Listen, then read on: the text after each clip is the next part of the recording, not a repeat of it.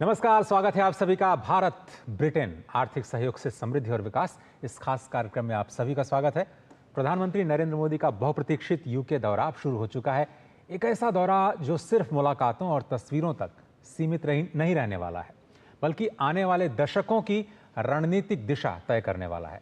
भारत और ब्रिटेन, दो लोकतंत्र, दो महाशक्तियां, दो संस्कृतियों का संगम एक बार फिर से इतिहास के एक दिलचस्प मोड़ पर खड़े हैं।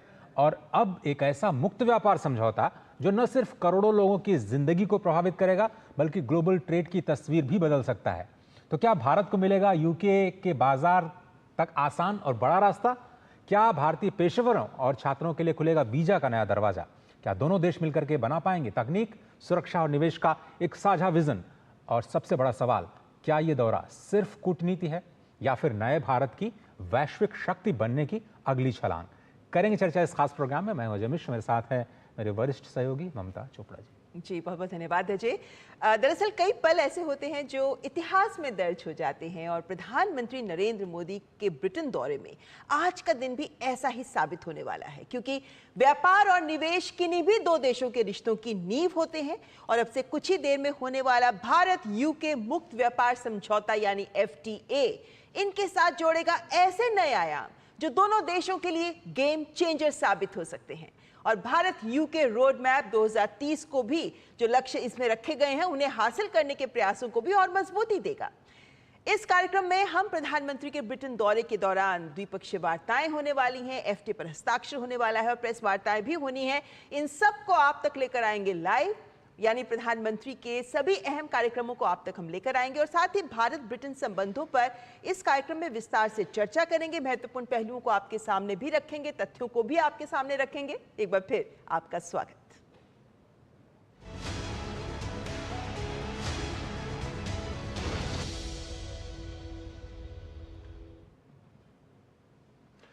तो प्रधानमंत्री नरेंद्र मोदी अपने दो देशों के दौरे पर अभी फिलहाल ब्रिटेन में है, और प्रधानमंत्री का ये दौरा न केवल द्विपक्षीय संबंधों को नई दिशा देगा, बल्कि दोनों देशों के बीच आज ही एक ऐतिहासिक मुक्त व्यापार समझौता होने की भी संभावना है। कल ब्रिटेन आगमन के बाद प्रधानमंत्री का भारतवंशियों ने पूरे उत्साह के साथ स्वागत किया। आइए दिखाते हैं आपको ये रिपोर्ट। दो देशों की यात्रा के पहले चरण में प्रधानमंत्री नरेंद्र मोदी ब्रिटेन की यात्रा पर लंदन पहुंचे। पीएम मोदी के ब्रिटेन की ये चौथी यात्रा है। एयरपोर्ट पर पीएम का गर्मजोशी से स्वागत किया गया। बाद में पीएम मोदी होटल पहुंचे, जहां भारतवंशियों ने उनका जोरदार स्वागत किया।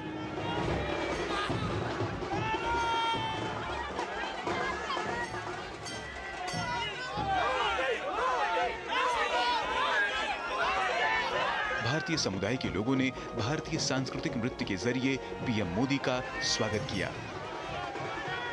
प्रधानमंत्री नरेंद्र मोदी के यूके दौरे को लेकर वहां रह रहे भारतवंशी काफी उत्साहित हैं। पीएम मोदी से मुलाकात के बाद उनकी खुशी का ठिकाना ही नहीं है। Really started crying. You can see the tears in my eyes, the joy of seeing him live, and then the work which he's doing for the country is amazing. Like, he made us proud wherever we go. So we love you, Modi. I give my life to you, Modi ji. Long live Modi ji. God bless you.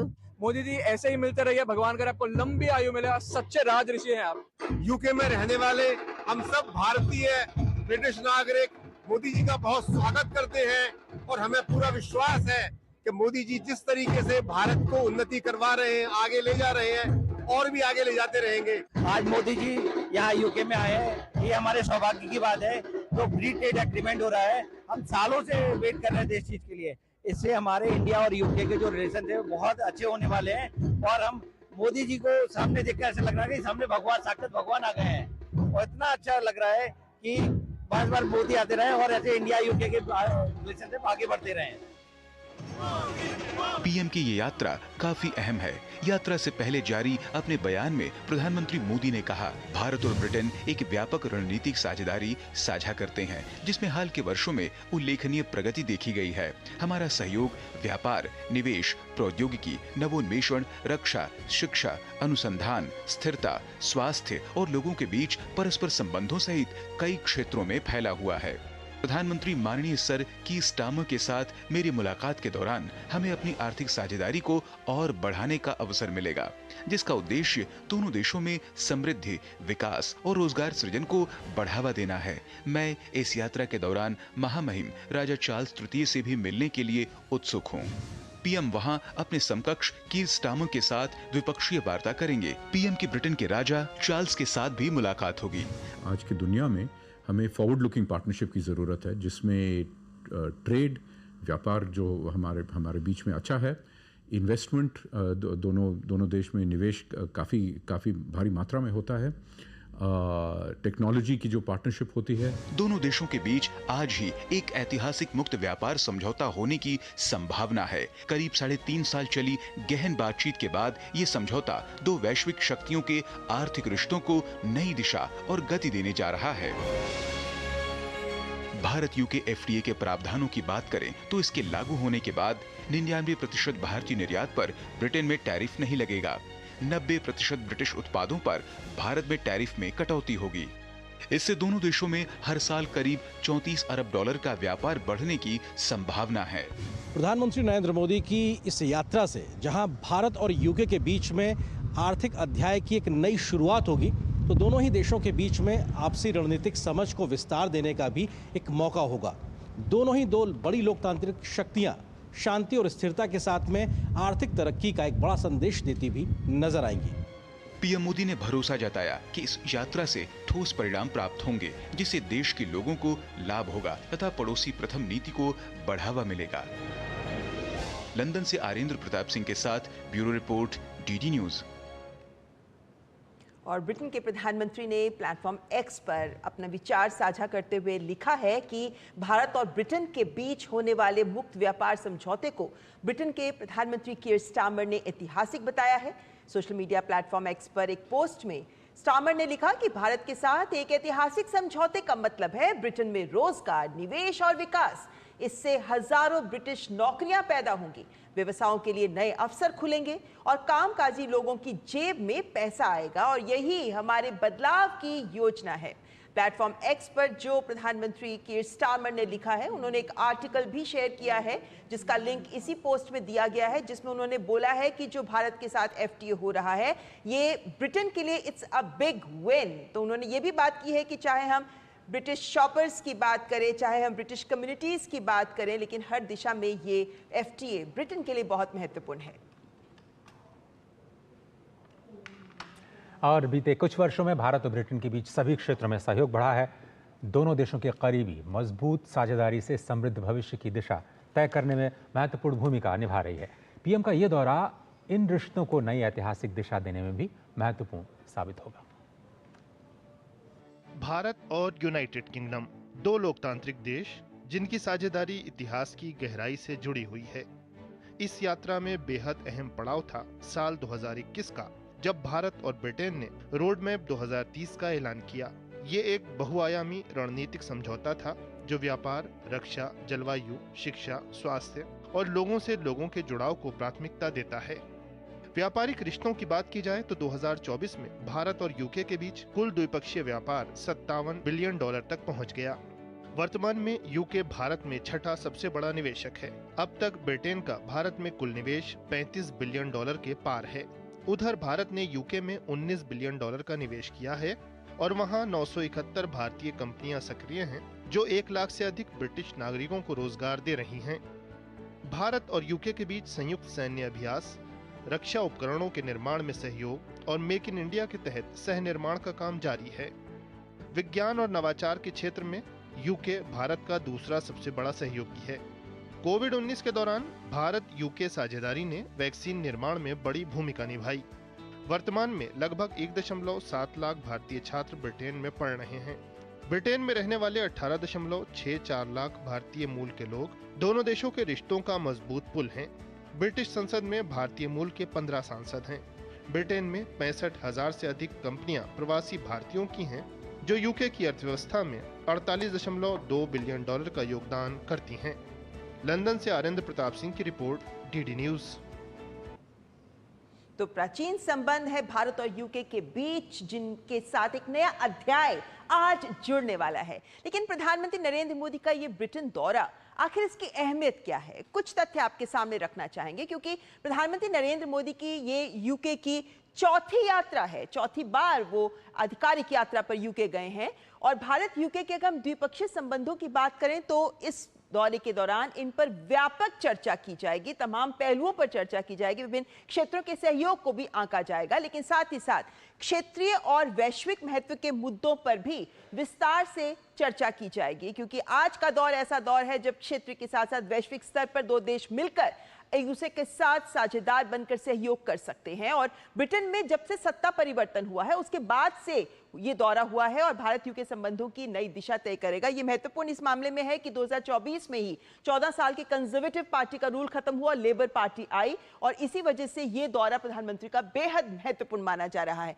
व्यापक रणनीतिक साझेदारी जो 2010 में ही शुरू हुई है, अब इस दौरे के दौरान इसकी भी समीक्षा की जाएगी। क्या कुछ लक्ष्य रखे गए, कहां तक हम आगे पहुंच पाए हैं, और सबसे बड़ी बात कि इस दौरे में होगा मुक्त व्यापार समझौता, फ्री ट्रेड एग्रीमेंट, जिससे दोनों देशों के व्यापार को एक नई दिशा मिलेगी और बहुत महत्वपूर्ण रहेगा ये। लेकिन साथ ही उच्च शिक्षा पर भी महत्वपूर्ण फैसले हो सकते हैं। हम जानते हैं कि बड़ी तादाद में वहां भारतीय छात्र पढ़ने जाते हैं और इस दिशा में भी क्या निकल कर आएगा देखना होगा। लेकिन दोनों देशों के लोगों के बीच के रिश्तों को मजबूती देना, यानी पीपल टू पीपल कॉन्टेक्ट को ही आगे बढ़ाना, ये भी प्राथमिकता में। हम जानते हैं कि लगभग 18 लाख प्रवासी भारतीय हैं जो यूके में रहते हैं, और इस बिंदु पर देखें तो ये भी बहुत महत्वपूर्ण हो जाता है। और मौजूदा वैश्विक परिवेश में भी ये यात्रा बहुत महत्वपूर्ण है। हम जानते हैं किस तरीके से टैरिफ वॉर चल रही है, पूरे विश्व में अस्थिरता का माहौल है, संघर्ष चल रहे हैं। ऐसे में एक विश्वसनीय साझेदार सभी देशों के लिए बहुत महत्वपूर्ण है, और यही इन मायनों में ही ये दौरा महत्वपूर्ण है। वैश्विक राजनीति में भारत और ब्रिटेन की इसी वजह से भूमिका भी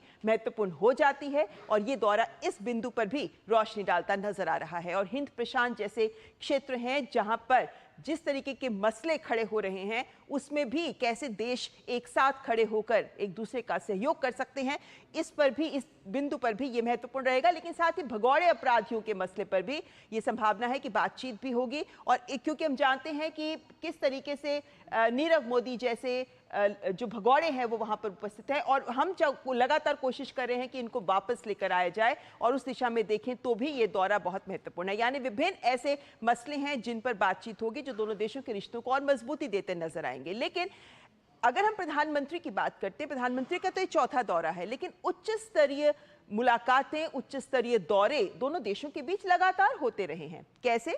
जैसे आपके सामने रखना चाहेंगे कि 17 से 19 सितंबर 2022 में राष्ट्रपति द्रौपदी मुर्मू ने महारानी एलिजाबेथ द्वितीय के राजकीय अंतिम संस्कार में भाग लिया था। उसके लिए उन्होंने लंदन का दौरा किया था। ऐसे अलग अलग अवसर जब आए हैं तब भारत की ओर से कोई ना कोई विजिट वहां हुई ही है। 2023 की बात करें तो तत्कालीन उपराष्ट्रपति जगदीप धनखड़ ने भी किंग चार्ल्स तृतीय के राज्याभिषेक समारोह में भाग लिया था, उसके लिए वो भी लंदन गए थे। उसके बाद 2024 की बात करते हैं तो प्रधानमंत्री नरेंद्र मोदी को यूके के प्रधानमंत्री कीयर स्टारमर के साथ उन्होंने बातचीत की थी और उन्हें भारत आने का निमंत्रण भी दिया था। और नवंबर 2024 की बात करें तो प्रधानमंत्री मोदी और कीयर स्टारमर दोनों की G20 शिखर सम्मेलन जो रियो डी जेनेरियो में हुआ था, वहां पर भी उस सम्मेलन के इतर भी इनकी मुलाकात हुई थी। इसी तरीके से अप्रैल 2025 में भी प्रधानमंत्री स्टारमर ने पहलगाम आतंकी हमले के बाद प्रधानमंत्री नरेंद्र मोदी को फोन किया था, अपनी संवेदनाएं भी व्यक्त की थी। और उसके बाद 6 मई 2025 को भी फिर से भारत और यूके के एफटी के समापन की इन दोनों देशों के प्रधानमंत्रियों ने इसकी घोषणा की थी, और इसीलिए 6 मई की तारीख एफटी के लिए बहुत महत्वपूर्ण है। और 17 जून 2025 को कनाडा में हम जानते हैं G7 शिखर सम्मेलन हुआ था, और यहां पर भी इस सम्मेलन के इतर दोनों देशों के प्रधानमंत्रियों की एक संक्षिप्त मुलाकात भी हुई थी। और ये जो उच्च स्तरीय वार्ताएं होती हैं, बैठकें होती हैं, ये रिश्तों को मजबूती भी देती हैं और नई दिशा भी देती हैं। और इसी मायने में अगर हम देखें तो प्रधानमंत्री का ये दौरा भी बेहद महत्वपूर्ण है। और अजय, जाहिर है कि इस दिशा में अगर हम बढ़ें तो आगे तो ये तमाम बिंदु ऐसे हैं जिन पर चर्चा बहुत जरूरी हो जाती है। आपने बिल्कुल सही कहा, और इसी चर्चा को और आगे बढ़ाने के लिए हमारे साथ इस खास प्रोग्राम में जुड़ रहे हैं शशांक जी, जो कि पूर्व विदेश सचिव हैं, और राकेश मोहन जोशी जी हैं, जो कि वाइस चांसलर हैं IAFT Indian institute of foreign trade. आप दोनों मेहमानों का इस खास प्रोग्राम में बहुत बहुत स्वागत है। आर्यन प्रताप सिंह हमारे साथ सीधे लंदन से जुड़ रहे हैं, आपका भी धन्यवाद आर्यन जी इस प्रोग्राम में शामिल हुए। तो चलिए आर्यन जी, सबसे पहले आप ही से शुरुआत करते हैं क्योंकि आप ज़मीन पर हैं। कितनी सुगबुगाहट है, कितना उत्साह है इस बात को लेकर के कि आज दो बड़े लोकतंत्र शायद एक ऐसे मोड़ पर खड़े हैं जहां एक नया इतिहास रचा जाने वाला है। बहुत व्यापक चर्चाएं अब से थोड़ी देर में शुरू होने वाली हैं। शुक्रिया अजय और ममता मुझे जोड़ने के लिए, और आपने ज़मीन शब्द का इस्तेमाल किया। निश्चित तौर से मैं ग्राउंड ज़ीरो के पास ही मौजूद हूँ, और ये जो दौरा है ये भी बड़ा ज़मीनी व्यवहारिक जो चीज़ें हैं उसको आगे बढ़ाता हुआ नज़र आएगा। और यहाँ पर थोड़ा बारिश और धूप का मौसम था, लेकिन अब से कुछ देर बाद जब दोनों प्रधानमंत्रियों की मुलाकात होगी उससे पहले बहुत बेहतर धूप खिल के यहाँ नज़र आई है। यानी कि बहुत सी ऐसी जो चुनौतियाँ थी, आशंकाओं के बादल थे, उनको बहुत बेहतर तरीके से ज़मीनी स्तर से सुलझाने का काम किया गया है। और 2000 पन्नों का एक बहुत बड़ा FTA एक तरीके से फाइनलाइज हुआ है, जिसका डॉक्यूमेंट एक्सचेंज होगा आज। तो बहुत बड़ा ऐतिहासिक मौका है भारत और यूके के आपसी संबंधों के लिहाज से, क्योंकि ये बहुत ऐतिहासिक एक पड़ाव होने जा रहा है। दुनिया की चौथी सबसे बड़ी अर्थव्यवस्था के तौर पे भारत और छठी सबसे अर्थव्यवस्था के तौर पर यूके के बीच में जब दोनों देशों का ये एक तरीके से समझौता लागू हो जाएगा और ज़मीन पर बेहतरी से पूरी तरीके से उतरेगा, तो ये बहुत बड़ा फ़ायदा होगा। आप लोगों ने रिपोर्ट्स के माध्यम से और तथ्यों के आंकड़ों के आधार से लगातार इस बात का जिक्र किया कि कैसे लगभग 99% भारतीय उत्पादों का जो है एक तरीके से ड्यूटी फ्री एक्सेस ब्रिटेन के बाजार में मिलेगा। और इसका एक बड़ा फ़ायदा, क्योंकि भारत में बहुतायत में लेबर इंटेंसिव बहुत से ऐसी कंपनियां हैं जो काम करती हैं, जिसमें हम बात कर सकते हैं कपड़ा उद्योग की, इसके अलावा चमड़ा उद्योगों की बात कर सकते हैं। ऐसे जो तमाम प्रोडक्ट्स बन के आते हैं जो कि छोटे और मध्यम मझोले उद्योगों के माध्यम से निकल के प्रोड्यूस होके आते हैं, उनको एक बहुत बड़ा संबल मिलेगा। और ये अपने आप में भारत की बहुतायत जो कामगार जो संख्या है उसको बड़ा संबल देता नजर आएगा। यहाँ के लिहाज से अगर बात करें तो यूके में भी बड़ी संख्या में इस FTA को लेकर चर्चा है। और क्योंकि ब्रेग्जिट के बाद यहाँ पे यूके के लिए एक बहुत बड़ा आर्थिक पड़ाव है, उनकी अर्थव्यवस्था को संबल देने के लिए जब ये FTA एक तरीके से लागू होगा होने जा रहा है, तो उस लिहाज से इसको लेकर यहाँ पे भी बहुत चर्चा, क्योंकि उनको भी एक बड़ा फायदा मिलेगा, अर्थव्यवस्था में एक बड़ा उछाल आएगा। और आपने भी आंकड़ों में जिक्र किया कि भारत और यूके के द्विपक्षीय व्यापारिक संबंधों के लिहाज से बात करें तो ये लगभग एक सवाल लेना चाहेंगे, क्योंकि हम जानते हैं कि दोनों देशों के लिए ये एक विन विन सिचुएशन तो हो जाती है। भारत बहुत कुछ हासिल करेगा, ब्रिटेन भी बहुत कुछ हासिल करेगा। ब्रिटेन के प्रधानमंत्री ने जो लेख लिखा है इसको लेकर, उसमें उन्होंने ये दर्शाया है कि कितना महत्वपूर्ण है भारत के साथ होने वाला ये FTA, जिसमें उन्होंने जो आंकड़े दिए, जो लगातार बात भी होती रही है कि 4.8 बिलियन पाउंड्स लगातार प्रतिवर्ष उनकी इकोनॉमी में जुड़ते जाएंगे। ब्रिटेन के प्रधानमंत्री का ये कहना, ये आर्टिकल के माध्यम से ये संदेश देना और इसके माध्यम से प्रधानमंत्री का स्वागत करना, ये भी कितना बड़ा संदेश देता नजर आ रहा है इससे पहले जबकि बायलैटरल टॉक्स होने वाली है। बिल्कुल यही ममता आधार तैयार करता है कि जो हम कह रहे हैं ना विन विन सिचुएशन, यूके के लिए कितना ज़रूरी है भारत के साथ में व्यापारिक कदम ताल करना और सहयोग के साथ बढ़ना। हम जानते हैं ऐतिहासिक तौर पे यूके और भारत के उपनिवेश और उपनिवेशक के रिश्ते हुआ करते थे। आज बराबरी के साथ आगे बढ़ने को ब्रिटेन तैयार नज़र आ रहा है और उत्सुक नज़र आ रहा है। और जो जिस लेख का आप जिक्र कर रही हैं, यहाँ के प्रधानमंत्री, ब्रिटेन के प्रधानमंत्री ने जिसमें जिक्र किया है कि एक बहुत बड़ा इन्वेस्टमेंट आएगा, बड़ी संख्या में जॉब क्रिएशन होगा और बहुत बड़ी संख्या में तमाम सेक्टर्स में कोऑपरेशन के नए संभावनाएं खुलेंगी। जॉब क्रिएशन एक ऐसा एक मसला है जिसको लेकर यहाँ पर भी बहुत चुनौतियां हैं। किस प्रकार से रोजगार पैदा किए जाएं, कैसे इन्वेस्टमेंट को बढ़ाया जाए, अर्थव्यवस्था की तेज़ गति को आगे लाया जाए, उस लिहाज से यूके के लिए ये एक बहुत बड़ा मौका है। और शायद इसीलिए प्रधानमंत्री यहाँ के उनके स्तर पे, सरकार के स्तर पे और लगातार इस चीज़ की चर्चा हो रही है, आर्टिकल्स लिखे जा रहे हैं। और भारत यूके के बीच का जो ये FTA का डील है, इससे कैसे फ़ायदा होने वाला है सेक्टर वाइज, इसको लेकर बहुत कैटेगराइज तरीके से यहाँ पे आर्टिकल्स लिखे गए हैं, लेख लिखे गए हैं। और यही कारण है कि शायद यूके के आम लोगों को भी ये लग रहा है कि एक बहुत विन विन सिचुएशन होने वाली है।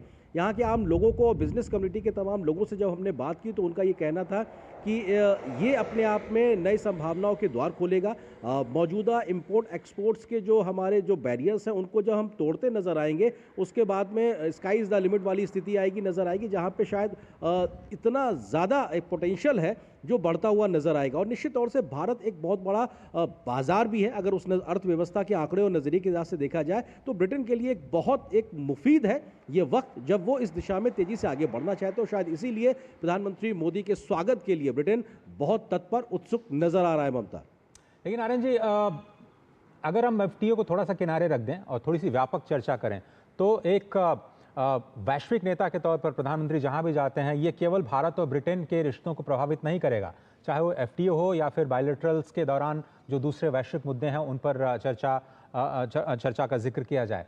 तो वैश्विक लिहाज से ये प्रधानमंत्री नरेंद्र मोदी का यूके दौरा किस तरह से देखा जा रहा है और कैसे ये करंट जो जियोपॉलिटिकल सिचुएशन है उसमें और ज़्यादा रेलेवेंट हो जाता है इंडिया फर्स्ट के लिहाज से या फिर यूके ब्रेग्जिट के बाद में जो यूके में जो परिस्थितियां बनी हैं उनके मद्देनज़र?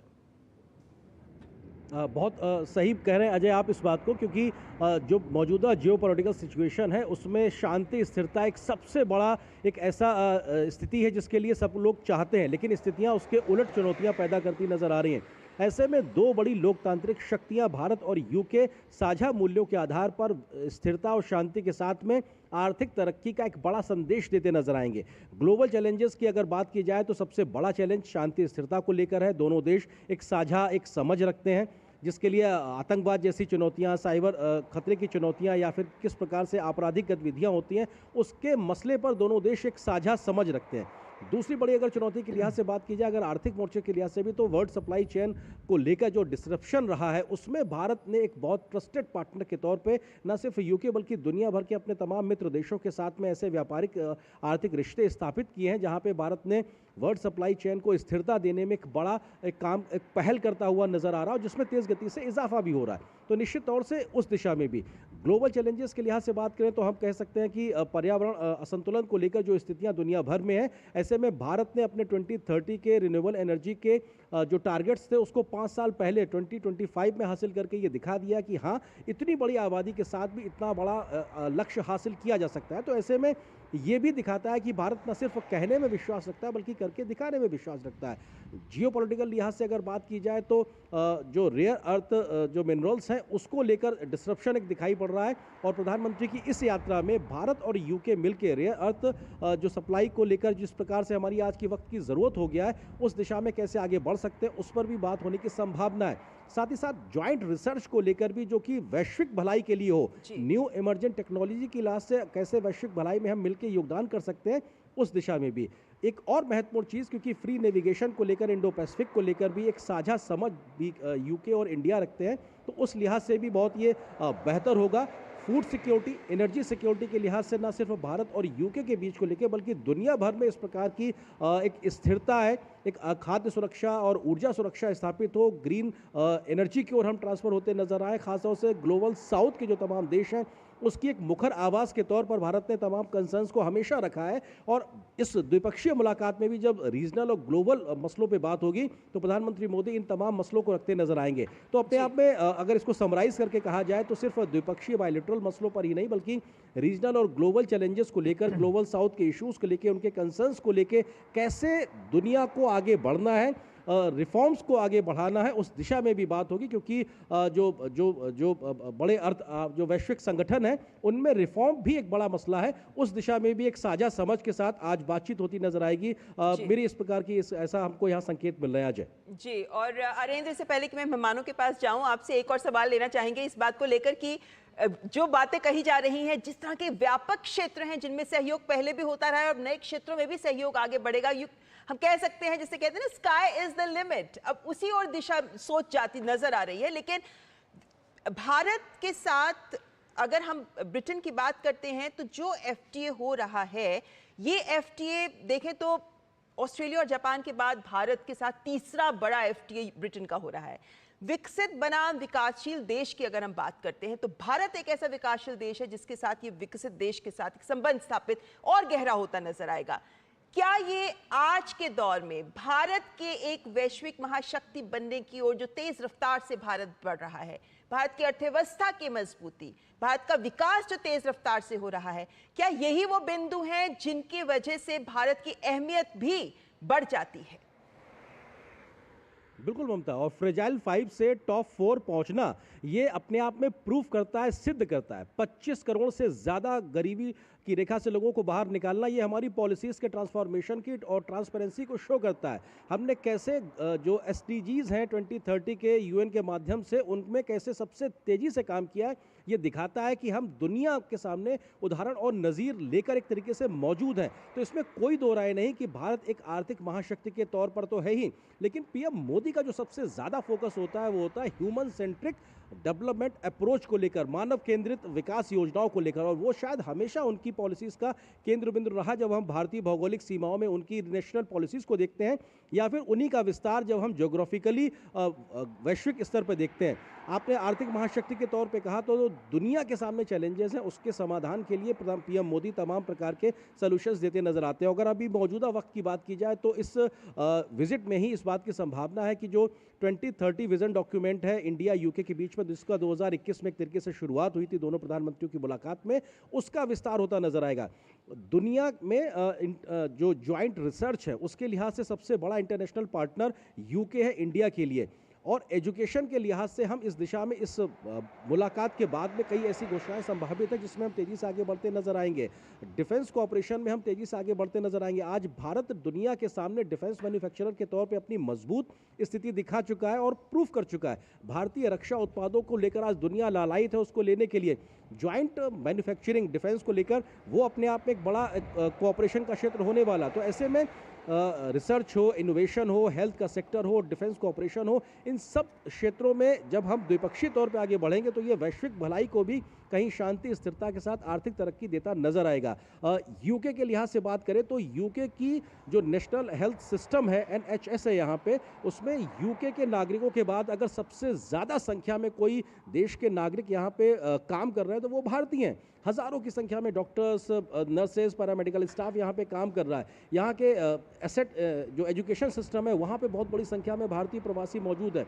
भारतीयों को यहाँ पे एक एसेट के तौर पे देखा जा रहा है। तो ऐसे में भारतीयों ने यहाँ की इकोनॉमी में बड़ा योगदान दिया है। दुनिया भर के तमाम देशों में जो भारतीय बहुत बेहतर कर रहे हैं उसी प्रकार की स्थिति यहाँ पे भी नज़र आ रही है। और भारत की आर्थिक महाशक्ति बनने के पीछे इस इंडियन डायस्पोरा का भी एक बड़ा रोल है, और वो भी शायद एक सेंटर एरिया रहा करता है हमेशा जब प्रधानमंत्री की इस पॉलिसीज़ को हम आगे बढ़ाते हैं। तो न सिर्फ भारत में बल्कि रीजनल और ग्लोबल लेवल पे जब हम कोऑपरेशन के साथ आगे बढ़ते हैं तो ह्यूमन सेंट्रिक अप्रोच के साथ में, जिसमें पृथ्वी के संरक्षण की तरीके से भाव भी नज़र आता है, वसुधैव कुटुंबकम की भावना भी नज़र आती है, इन सारी अप्रोच के साथ आगे बढ़ते दिखाई पड़ते हो। तो शायद इसीलिए आज भारत की स्वीकारता, पीएम मोदी की एक लीडरशिप, ग्लोबल लीडर के तौर पे उनकी स्वीकारता लगातार बढ़ती जा रही है। और भारत की इन्हीं पॉलिसीज़ की वजह से, पीएम मोदी की लीडरशिप की वजह से ही आज दुनिया उत्सुक है भारत के साथ मिलकर न सिर्फ आर्थिक मसलों पे आगे बढ़ने के लिए बल्कि जो वैश्विक चुनौतियां हैं उसके समाधान का रास्ता निकाल के खोज के आगे बढ़ने के लिए। और शायद ये भारत को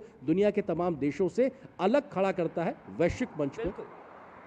चलिए, और हमारे साथ दो खास मेहमान जुड़े हुए हैं। शशांक जी, जो कि पूर्व विदेश सचिव रह चुके हैं, सर आपका धन्यवाद इस कार्यक्रम में शामिल होने के लिए। राकेश मोहन जोशी प्रोफेसर साहब, आपका भी धन्यवाद। शशांक सर, मैं आप ही के पास सबसे पहले आना चाहता हूं। और प्रधानमंत्री मोदी की इस ऐतिहासिक जो यूके की यात्रा है उसके बारे में आपके विचार, और किस तरह से ये बहुत ही इंपॉर्टेंट हो जाता है इस लिहाज से कि इस समय प्रोटेक्शनिज्म पूरी दुनिया में इतना ज़्यादा बढ़ा हुआ है, सभी लोग अपने अपने देशों की बात करते हैं, और मेरे ख्याल से आज भी जो समझौते होंगे उसमें भी शायद जो विन विन फॉर एवरीवन इसी का ख्याल रखा जाएगा। तो आपके पहला रिएक्शन आपका इस पूरी विजिट को लेकर सर। सर प्लीज अनम्यूट कर लें अपने आप को। एक समय था, आवाज आ रही है सर, थैंक यू।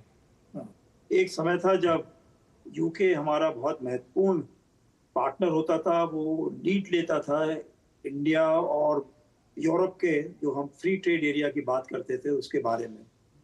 फिर अपने अंदरूनी उनके जो हालात बने यूके के अंदर, तो वो ब्रेक्सिट में चले गए, और फिर उन्होंने नई पॉलिसी ली कि भाई यूएसए, चाइना और इंडिया, इनके साथ में ज़्यादा अच्छे रिश्ते हम बनाना चाहेंगे, यूरोप के साथ में मिलके चलते हैं तो हमारी तकलीफ़ें ज़्यादा होती हैं। खास करके उनको डर था कि वो माइग्रेंट्स जो हैं, बहुत सारे रिफ्यूजीज़ वगैरह बहुत आ रहे थे उनके यहाँ, और इसके अलावा भी बहुत दिक्कतें आ रही थी क्योंकि वो यूरो बढ़ता जाता दबाव पड़ रहा था उनके ऊपर कि वो पाउंड स्टर्लिंग को छोड़ें और यूरो की तरफ जाएं। अब भारत के लिए पहले जितनी चिंता की बात नहीं थी, क्योंकि एक तरीके से भारत को देखना था कि यूरोप के साथ कैसे रिश्ते बनाए जाएं, यूके के साथ कैसे बनाया जाए, और यूएसए और चीन के साथ में। लेकिन जब से राष्ट्रपति ट्रंप ने अब की बार कहा है कि वो टैरिफ्स को जो है एक तरीके से इंस्ट्रूमेंट की तरह यूज करेंगे सब देशों के लिए, चाहे वो उनके एलाइज हों चाहे उनके एडवर्सरीज हों, तो एक प्रकार से हमने देखा ये है ये आवश्यक हो गया है कि यूके और भारत आपस में एक प्रायोरिटी दें आपसी संबंधों को सुधारने के लिए और एक मार्केट एक्सेस देने के लिए, इन्वेस्टमेंट्स के लिए और freedom of movement of people के लिए। तो उसके लिए मेरे ख्याल से बहुत ज़रूरी था। अभी हम लोगों ने जैसे एफ्टा यानी कि आइसलैंड, लिechtenstein और स्विट्जरलैंड, नॉर्वे, इन लोगों के साथ में हमने किया। उन्होंने कहा $100 बिलियन भारत में इन्वेस्ट करेंगे। तो इसलिए बहुत ज़रूरी हो गया था कि हम लोग जो है यूके के साथ, जो कि हमारा लीड पार्टनर होता था किसी ज़माने में, उनके साथ में हम इसको आगे बढ़ें और उससे मदद मिलेगी हमको फिर और रिश्तों को भी, चाहे यूएसए के साथ में हो, चाहे चीन के साथ में हो, चाहे यूरोप के साथ में, वो सबको आगे बढ़ाने में मदद मिलेगी। और चूंकि जैसे बात उन्होंने करी है कि वो करीब 40% जो है वो ट्रेड बढ़ाना चाहते हैं हर साल, तो मेरे ख्याल से उससे दोनों तरफ का फायदा होना चाहिए। भारत को खाली ये ध्यान रखना है कि जो हमारे ट्रेडिशनल एक्सपोर्ट्स हैं, खासकर हैंडलूम, हैंडीक्राफ्ट्स के, टेक्सटाइल्स के और चीज़ों के, उनके लिए मार्केट एक्सेस पूरे तरीके से मिलना चाहिए। और दूसरा, जो हमारे यहाँ से लोग बाग फ्रीडम मूवमेंट के लिए जाना चाहते हैं, बच्चे स्टूडेंट्स पढ़ने के लिए जाना चाहते हैं, तो उनको आगे जो है प्रैक्टिकल ट्रेनिंग के लिए, जॉब्स के लिए और इन सब चीज़ों के लिए मदद मिलनी चाहिए। ऐसा नहीं होना चाहिए कि उनको, वो हमारे जो साउथ एशिया के और नेबर्स हैं, चाहे पाकिस्तानी हो चाहे बांग्लादेशी हो, वो हर समय झगड़ा करने में लगे रहते हैं। वहाँ पर तरह तरह के वो ग्रूमिंग गैंग्स हैं, ये है वो है, तो भारतीयों को भी कई बार उन्हीं के साथ में मान लिया जाता है। तो हम चाहते ही हैं कि वो भारतीयों का और यूके का रिश्ता एक तरीके से अलग तरीके से बने और हमारी पहचान वो दूसरे तरीके की, जो कि हमारे संवाददाता जी ने अभी बताई है, समझाई है। जी शशांक जी, एक सवाल और आपसे लेना चाहेंगे, क्योंकि जब भी दो देशों के बीच द्विपक्षीय संबंध मजबूत होते हैं तो वो सहयोग सिर्फ दो देशों के बीच का कुछ क्षेत्रों तक ही नहीं रह जाता, बल्कि हमने देखा है कि बहुपक्षीय मंचों पर भी ये दो देशों के प्रगाढ़ संबंध एक दूसरे के सहयोग के तौर पर नजर आते हैं। हम जानते हैं कि भारत भी अलग अलग बहुपक्षीय मंचों का हिस्सा है, ब्रिटेन भी अलग अलग बहुपक्षीय मंचों का हिस्सा है। किन मायनों में इन बहुपक्षीय मंचों पर भारत और ब्रिटेन के संबंध दोनों देशों के लिए महत्वपूर्ण हो सकते हैं ऐसे दौर में जब सभी देश एक स्थिर और मजबूत साझेदार की तलाश में हैं और भारत और ब्रिटेन इसी साझेदारी को और प्रगाढ़ कर रहे हैं, और आज का दिन इस मायने में बहुत महत्वपूर्ण है? नहीं, बहुत आपने ये बात बताई है, बहुत महत्वपूर्ण है, चिंता का भी विषय है, क्योंकि जिस प्रकार से यूएसए ने कहा है कि वो टैरिफ सब पे लागू करेंगे, 10% तो सब पे कर ही दिया है, और 1 अगस्त तक वो जो है 25% या कुछ और आगे की टैरिफ बढ़ाना चाह रहे हैं। तो हमको लगता ये है कि, और नेटो के देशों को भी उन्होंने मना लिया है कि अगर वो ब्रिक्स के जो देश हैं, और खास करके प्रधानमंत्री, भारत के प्रधानमंत्री का नाम लेके बोला नेटो के सेक्रेटरी जनरल ने कि उनके ऊपर जो है बहुत ज़बरदस्त 100% सेकेंडरी टैरिफ लगाया जाएगा। यानी कि ये बहुत चिंता का विषय भी था कि नेटो जो है, जो हमेशा से भारत को कभी अपने एडवर्सरी की तरह नहीं देखता था, इस समय एडवर्सरी की तरह देखने लगा है।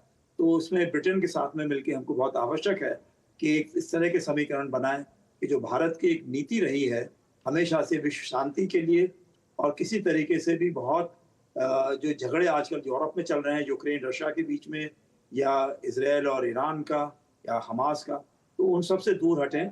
और इस सब साथ में बहुपक्षीय में जो आतंकवाद हमको फैलाया जा रहा है दक्षिण एशिया में और भारत में, और पाकिस्तान जो है सबको बनाने की कोशिश करता है कि वो न्यूक्लियर पावर है, तो इसलिए दो न्यूक्लियर पावर्स के एक तरीके से, चाहे वो आतंकवाद फैला रहा हो, जो आतंकवाद रिसीव कर रहा हो, एक तरीके से देखना चाहिए। तो मेरे ख्याल से जो भी बहुपक्षीय हो चाहे द्विपक्षीय हो, इसमें भारत और ब्रिटेन की आपस में बातचीत बहुत आवश्यक रहेगी, बहुत महत्वपूर्ण रहेगी। जी चलिए, और ममता जी, मुझे लगता है कि सबसे ज़्यादा जो चर्चा इस वक्त दोनों ही साइड में, भारत में भी और ब्रिटेन में भी, इसी बात पर हो रही कि कैसे दोनों देश जो पहले 2030 तक का जिन्होंने रोड मैप तय किया था, अब शायद अब 2035 का रुख कर रहे हैं। यानी ये केवल एक दिन की बात नहीं है, एक साल की बात नहीं है, ये एक अगले दशक की बात कर रहा हूँ। और इसमें जो सबसे बड़ी भूमिका है वो है FTA की, फ्री ट्रेड एग्रीमेंट। और इस फ्री ट्रेड एग्रीमेंट के बहुत सारे पहलू हैं और बहुत सारे पक्ष हैं, केवल एक एग्रीमेंट साइन नहीं होना है।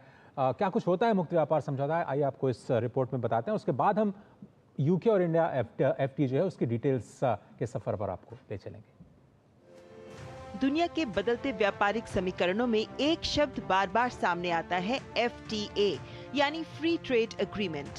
क्या होता है ये समझौता, कैसे ये राष्ट्रों की अर्थव्यवस्था को गति देता है, और भारत ने किन किन देशों से ऐसे समझौते किए हैं? आइए आपको विस्तार से बताते हैं। मुक्त व्यापार समझौता दो या अधिक देशों के बीच एक व्यापारिक समझौता होता है जिसमें सीमा शुल्क यानी कस्टम ड्यूटी में कटौती की जाती है, व्यापारिक नियमों में भी ढील दी जाती है, वस्तुओं और सेवाओं पर टैरिफ में रियायत दी जाती है। बौद्धिक संपदा, निवेश, सरकारी खरीद जैसे विषय भी इसमें शामिल किए जाते हैं। मुक्त व्यापार समझौते के तहत दो देश तय करते हैं कि वे एक दूसरे के उत्पादों और सेवाओं पर टैरिफ या सीमा शुल्क कम करेंगे, गैर शुल्क बाधाओं को हटाएंगे और एक दूसरे के बाजारों तक अपने अपने उत्पाद की पहुंच को आसान बनाएंगे। एफटीए से व्यापार अधिक प्रतिस्पर्धी बनता है, निर्यात को बढ़ावा मिलता है, निवेश को आकर्षित करने में आसानी होती है और रोजगार सृजन बहुत तेजी से होता है। अभी तक भारत ने कई देशों और संगठनों के साथ फ्री ट्रेड एग्रीमेंट किया है।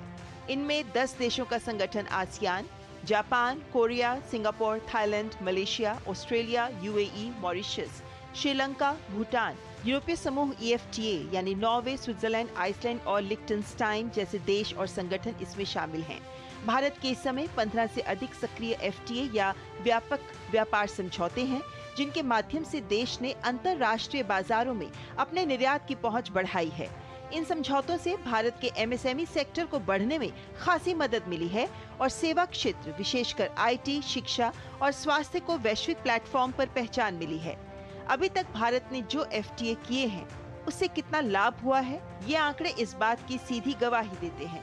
UAE में भारत के 90% निर्यात शुल्क मुक्त हुए जिसमें वस्त्र, रत्न, फार्मास्यूटिकल्स शामिल हैं। UAE को भारतीय निर्यात में पहले साल में ही 12% वृद्धि हुई। ऑस्ट्रेलिया समझौते से भारत में आने वाले FDI में 25% की वृद्धि हुई। FTA के बाद आसियान देशों को भारत के कपड़ा निर्यात में 15% की वृद्धि हुई। FTA से कृषि निर्यात बढ़ा जिससे ग्रामीणों की आय बढ़ी। मॉरिशस में चीनी, चाय पर शुल्क में कटौती से कृषि निर्यात बढ़ा। भारत को तकनीक और ज्ञान हस्तांतरण का भी लाभ मिल रहा है। ग्रीन एनर्जी के लिए ऑस्ट्रेलियाई समझौता बेहद मददगार साबित हुआ है। यूरोपीय देशों में भारतीय उत्पादों के मानकीकरण, प्रमाणन भी सरल हो गया है। कुल मिलाकर देखा जाए तो FTA सिर्फ व्यापारिक समझौता नहीं, एक रणनीतिक साझेदारी होती है जो कूटनीति, अर्थनीति और राष्ट्रीय हितों के बीच एक सेतु का काम करती है। लंदन से आरिंद्र प्रताप सिंह की रिपोर्ट, DD न्यूज। तो ये जो फ्री ट्रेड एग्रीमेंट FTA हम लगातार सुनते रहते हैं, इसकी अहमियत इस रिपोर्ट के माध्यम से हमने सामने रखी है और इसीलिए यूके के साथ भी होने वाला FTA बहुत ज्यादा महत्वपूर्ण हमारे देश के लिए हो जाता है। हमारे साथ इस वक्त स्टूडियो में Indian institute of foreign trade के वाइस चांसलर राकेश मोहन जोशी जी भी जुड़े हुए हैं। राकेश जी, अगर हम इसी FTA की बात करते हैं तो 3.5 साल तक की नेगोशिएशंस, 14 सत्र हुए चर्चाओं के, जिसके बाद अब आज ये जमीनी स्तर पर अब स्वरूप ले रहा है। घोषणा तो मई में हो गई थी लेकिन आज इस पर हस्ताक्षर हो रहे हैं। किन मायनों में आपको लगता है कि जो हमने लंबी फहरिस्त FTAs की गिनाई है अलग अलग देशों के साथ, क्या ये FTA इन सबसे बढ़कर एक गेम चेंजर साबित होगा? राकेश, धन्यवाद। देखिए, ये FTA जो है, अभी जैसा आपने समझाया दर्शकों को कि FTA is free trade. Free trade means there is zero duty and ease of सामान एक जगह से दूसरी तरफ चला जाए, जिसको मर्चेंटाइज ट्रेड कहते हैं, गुड्स ट्रेड कहते हैं। लेकिन ये this is much beyond FTA और इसका जो टेक्निकल नाम दिया गया है ये कॉम्प्रिहेंसिव इकोनॉमिक ट्रेड एग्रीमेंट। तो इसके अंदर गुड्स ट्रेड के अलावा, माल के अलावा और भी चीज़ें शामिल हैं, which include services, which include digital trade, which include labour regulation इसके अंदर इंक्लूड है, उसके अंदर पर्यावरण इंक्लूड है, सर्विसेज इंक्लूड है। So the multiplicity of things are included और उसके अंदर एक डिस्प्यूट सेटलमेंट का मैकेनिज्म भी इंक्लूड है। तो इस तरह का कभी आज तक इतना व्यापक ट्रेड एग्रीमेंट भारत ने आज तक नहीं किया, तो ये एक इसकी सबसे बड़ी खासियत है। दूसरा इसके अंदर ये है कि इसके अंदर जैसा कि आपने बताया कि 2020 में शुरू हुआ और उसके अंदर लगभग 3.5 साल का टाइम इस समझौते को पहुंचने में लगा और ये टाइम इतना लंबा था कि ट्रेड एग्रीमेंट में हमेशा सस्टेनेबिलिटी की बात करते हैं, जो हमको बहुत ज़्यादा परेशानी थी ब्रिटेन से और यूरोपियन यूनियन से। तो ब्रिटेन के इस दौरान के अंदर 4 प्रधानमंत्री बदल गए, लेकिन भारत की स्टेबिलिटी ये कि हमारे प्रधानमंत्री और हमारे वित्त मंत्री उसी दौरान में सुरक्षित हैं। So that is one. So we had only one prime minister, but Britain had 4 prime minister, और उनके बार बार बदलने से शुरू के अंदर, जैसे बोरिस जॉनसन ने कहा था कि हम दिवाली तक करेंगे, कई दिवालियां निकल गई, लेकिन अल्टीमेटली ये दिवाली के पहले इस बार जो है ये ट्रेड समझौता हुआ। ये भी दिवाली ही है, ये भी दिवाली है, ये भी हमारे लिए दिवाली है। और देखिए इसके अंदर आप देखिए कि भारत इस समय एक बहुत ही मजबूत स्थिति में है। एक जमाना था जब दुनिया के ट्रेड के ऊपर ब्रिटेन का मतलब एक प्रभुत्व था। Britain was a major trading nation, और ब्रिटेन के अंदर पूरी दुनिया में उनका राज इसीलिए हुआ क्योंकि उनका व्यापार ज़बरदस्त था, उनका लॉजिस्टिक्स ज़बरदस्त था, उनकी शिपिंग ज़बरदस्त थी। लेकिन आज की अगर वर्तमान, जैसे कि आर्येंद्र जी वहाँ हैं, धरातल की हकीकत की अगर आप बात करें तो भारत का इस समय जीडीपी 4.19 ट्रिलियन है, जबकि ब्रिटेन का जीडीपी 3.8 ट्रिलियन है। भारत चौथे नंबर पे है, the most country with the most GDP, जबकि ब्रिटेन आज की तारीख में 5वें-6ठे नंबर पे है। और ब्रिटेन के लिए इस समय बहुत चिंता का विषय है, क्योंकि ब्रेक्सिट से निकलने के बाद उनकी ग्रोथ पे परेशानी हुई, उनके बार बार प्राइम मिनिस्टर पॉलिटिकल क्षेत्र में परेशानी हुई, पॉलिटिकल पार्टियां उसको इशू को उठाती रही, और सबसे इंपॉर्टेंट ये वहाँ जॉब और प्राइसिंग के ऊपर प्रेशर आया। आपने देखा पिछले सालों में ब्रिटेन के अंदर इन्फ्लेशन रेट बाकी देशों से ज़्यादा रहा, भारत से भी ज़्यादा रहा, और अभी भी आज की तारीख में आप देखिए कि इस समय भारत की ग्रोथ रेट 6.4% है, ब्रिटेन की ग्रोथ रेट 1.2% है। इसलिए आने वाले टाइम में, जैसा कि आर्येंद्र जी ने बताया, कि भारत जो है एक बहुत ही महत्वपूर्ण अर्थव्यवस्था बनने के कगार पे है, और बहुत शीघ्र। इसके अंदर एक जो सबसे इंपॉर्टेंट बात है, जो वक्त जो चुना है इस ट्रेड एग्रीमेंट का, देखिए हम 3.5 साल से बात कर रहे थे, कई साल बात होती है। कुछ ट्रेड एग्रीमेंट ऐसे हैं जिसमें दशकों बात होती है, लेकिन एग्रीमेंट नहीं होता है। लेकिन पिछले कुछ महीनों के अंदर अमेरिका में जो सत्ता परिवर्तन हुआ है, और प्रेसिडेंट डोनाल्ड ट्रंप, ट्रंप साहब ने जो कहा है कि भाई the entire global trade order is in A turmoil, और जो एग्जिस्टिंग ट्रेड के अंदर परेशानी आई है, उन्होंने ये बता दिया है कि वो सत्ता में इसलिए आए कह के कि हम इकोनॉमिक डेवलपमेंट लोगों का बढ़ाएंगे, फिर उन्होंने कहा हम इन्फ्लेशन पे कंट्रोल करेंगे, फिर उन्होंने कहा हम जॉब क्रिएट करेंगे तो लोगों की जेब में पैसा आएगा। तो उसका उन्होंने एकमात्र उपाय ये बताया कि टैरिफ। जी बिल्कुल, और ये प्रैक्टिकली कहाँ तक संभव है ये सबके सामने ही है। खुद अमेरिका में भी किस तरीके से इसका दुष्प्रभाव पड़ रहा है। लेकिन राकेश जी बने रहिएगा हमारे साथ, क्योंकि यहाँ पर हम लगातार यूके एफटीए की बात कर रहे हैं, और ये एफटीए को लेकर अभी तक हमने आपको बताया कि एफटीए क्या होता है, क्यों ये महत्वपूर्ण होता है, लेकिन जो यूके के साथ एफटीए हो रहा है उसके बारे में भी दर्शकों को बताना चाहेंगे, क्योंकि आज प्रधानमंत्री नरेंद्र मोदी की ब्रिटिश प्रधानमंत्री कीयर स्टारमर के साथ बातचीत होनी है, और इस बातचीत के बाद आज हालांकि प्रधानमंत्री की किंग चार्ल्स तृतीय से भी आज महत्वपूर्ण भेंट होगी, और द्विपक्षीय जो वार्ता होगी दोनों देशों के बीच, उसमें तकनीक, रक्षा, सुरक्षा, पर्यावरण, स्वास्थ्य, शिक्षा और पीपल टू पीपल कांटेक्ट जैसे क्षेत्रों पर भी विस्तृत चर्चा हो रही है। मुक्त व्यापार समझौते पर भी हस्ताक्षर होने हैं, और इससे द्विपक्षीय व्यापार को भी नई ऊंचाई मिलेगी। तो यूके भारत एफटीए के क्या महत्वपूर्ण बिंदु हैं, आपको बताते हैं। प्रधानमंत्री नरेंद्र मोदी की ब्रिटेन यात्रा के दौरान भारत और यूनाइटेड किंगडम के बीच एक ऐतिहासिक मुक्त व्यापार समझौता होने की संभावना है। करीब 3.5 साल चली गहन बातचीत के बाद ये समझौता 2 वैश्विक शक्तियों के आर्थिक रिश्तों को नई दिशा और गति देने जा रहा है। जनवरी 2022 में शुरू हुई भारत यूके एफटीए वार्ता 6 मई 2025 को पूरी हो गई, जब दोनों देशों ने इसके प्रावधानों पर अंतिम मुहर लगाई। दोनों देशों ने 27 क्षेत्रों में विस्तृत समझौता किया, जिसमें डिजिटल व्यापार, पर्यावरण, सेवा क्षेत्र, निवेश और बौद्धिक संपदा जैसे जटिल मुद्दे भी शामिल हैं। भारत यूके एफटीए के प्रावधानों की बात करें तो इसके लागू होने के बाद 99% भारतीय निर्यात पर ब्रिटेन में टैरिफ नहीं लगेगा। 90% ब्रिटिश उत्पादों पर भारत में टैरिफ में कटौती होगी। प्रतिवर्ष करीब $34 अरब का व्यापार बढ़ने की संभावना है। डीसी से करार यानी दोहरी सामाजिक सुरक्षा देनदारी से भारतीयों को फायदा होगा। भारतीय आईटी, शिक्षा, योग, स्वास्थ्य पेशेवरों को ब्रिटेन में नए अवसर मिलेंगे। भारतीय टेक्सटाइल, चमड़ा, रत्नाभूषण और ऑटो पार्ट्स का निर्यात बढ़ेगा। भारतीय आयुर्वेद और इस वक्त की ताज़ा दृश्य आप तक लेकर आना चाहेंगे, क्योंकि प्रधानमंत्री नरेंद्र मोदी की ब्रिटेन के प्रधानमंत्री कीयर स्टारमर के साथ मुलाकात हुई है, और ये मुलाकात कई महत्वपूर्ण संदेश देती भी नजर आ रही है, जो गर्मजोशी नजर आ रही है, जो हैंडशेक और जो करीबी भाव नजर आ रहे हैं, ये भी दिखाते हैं कि किस तरीके से दोनों देशों के राष्ट्राध्यक्ष एक दूसरे के साथ मिलकर दोनों देशों के रिश्तों को और आगे नई दिशा और व्यापक दिशा देने को प्रतिबद्ध हैं।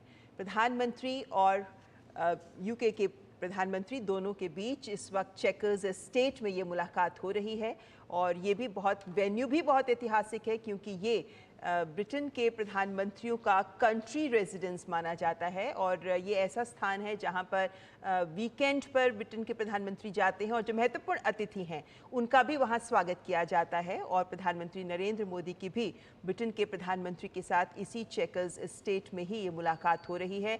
और ये जो स्थान है ये ऐतिहासिक तौर पर भी बहुत महत्व रखता है, ये इमारत ऐतिहासिक तौर पर बहुत महत्व रखती है, लेकिन साथ ही साथ यहाँ पर कई तरीके के महत्वपूर्ण ऐसे स्थल भी बने हुए हैं जो ब्रिटेन के इतिहास के महत्व को भी रेखांकित करते हैं। और ब्रिटेन के इतिहास की बात करें तो आज प्रधानमंत्री की ये मुलाकात ब्रिटेन के प्रधानमंत्री के साथ ये भी इतिहास में ही एक नए आयाम और नए अध्याय जोड़ती नजर आएगी, क्योंकि दोनों ही देशों के प्रधानमंत्रियों ने अपने अपने बयान में इस बात को रेखांकित किया है कि आज के मौजूदा परिवेश में दोनों देश एक दूसरे के साथ कदम से कदम मिलाकर रिश्तों को और प्रगाढ़ करने की दिशा में आगे बढ़ने को लेकर प्रतिबद्ध हैं। और इस दिशा में देखें तो आज का दिन ऐतिहासिक साबित होगा। तो ये भी कह सकते हैं कि ये चेकर्स एस्टेट जहां प्रधानमंत्री नरेंद्र मोदी के ब्रिटेन के प्रधानमंत्री कीयर स्टारमर के साथ ये मुलाकात हो रही है, ये चेकर्स एस्टेट गवाह बनेगा उस इतिहास का जो आज दोनों देशों के बीच रचा जाएगा मुक्त व्यापार समझौते के तौर पर।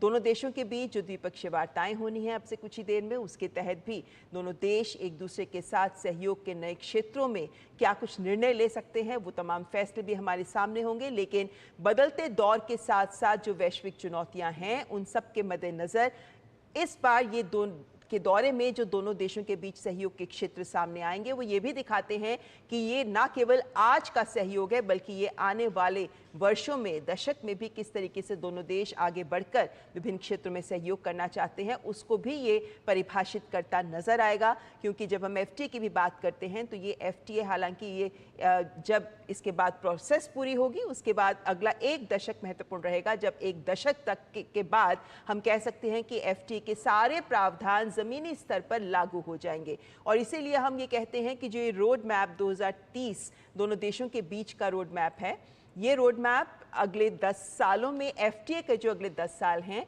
उनके भी लक्ष्यों को हासिल करने में महत्वपूर्ण रहेगा। जी, तो हमारे साथ इस वक्त दो मेहमान भी जुड़े हुए हैं। हमारे साथ शशांक जी जुड़े हैं, पूर्व वरिष्ठ राजनयिक। शशांक जी, इस तरह के दृश्य आपने बहुत देखे होंगे जहां विभिन्न देशों के राष्ट्राध्यक्ष आपस में मुलाकात करते हैं। ये जो मुलाकात है प्रधानमंत्री नरेंद्र मोदी के ब्रिटेन के प्रधानमंत्री कीयर स्टारमर के साथ, इसकी गर्मजोशी क्या बड़े संदेश वैश्विक स्तर पर देती नजर आ रही है?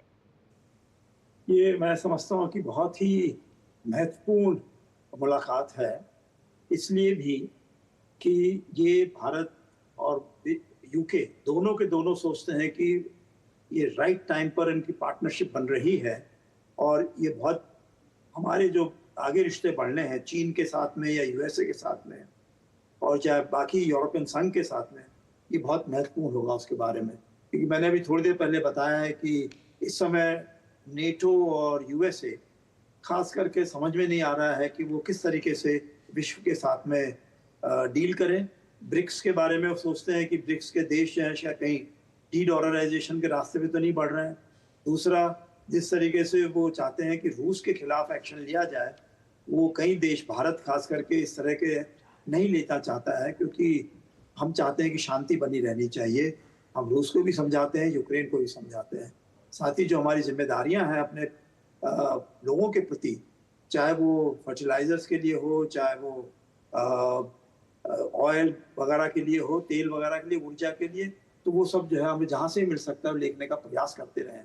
लेकिन इस समय हालात इस तरह के बनते जा रहे हैं कि भारत के ऊपर बहुत दबाव पड़ेगा, यूके के ऊपर बहुत दबाव पड़ेगा।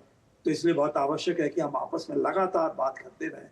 और मुझे पूरी उम्मीद है कि हमारे दोनों नेता जो है शीर्ष स्तर के, वो पूरे खुलकर बात करेंगे कि किस तरीके से विश्व को जो है आगे नया रास्ता दिखाया जाएगा। जी बिल्कुल, चर्चा को आगे बढ़ाएंगे, लेकिन उससे पहले दर्शकों को बता देते हैं कि ये चेकर्स एस्टेट, वो स्थान जहां प्रधानमंत्री नरेंद्र मोदी और ब्रिटेन के प्रधानमंत्री के बीच मुलाकात हो रही है, ये क्या है? दरअसल ये ब्रिटेन के प्रधानमंत्रियों का आधिकारिक कंट्री रेजिडेंस है और बकिंघमशायर के प्रशासनिक और ऐतिहासिक काउंटी में ये चेकर्स एस्टेट स्थित है।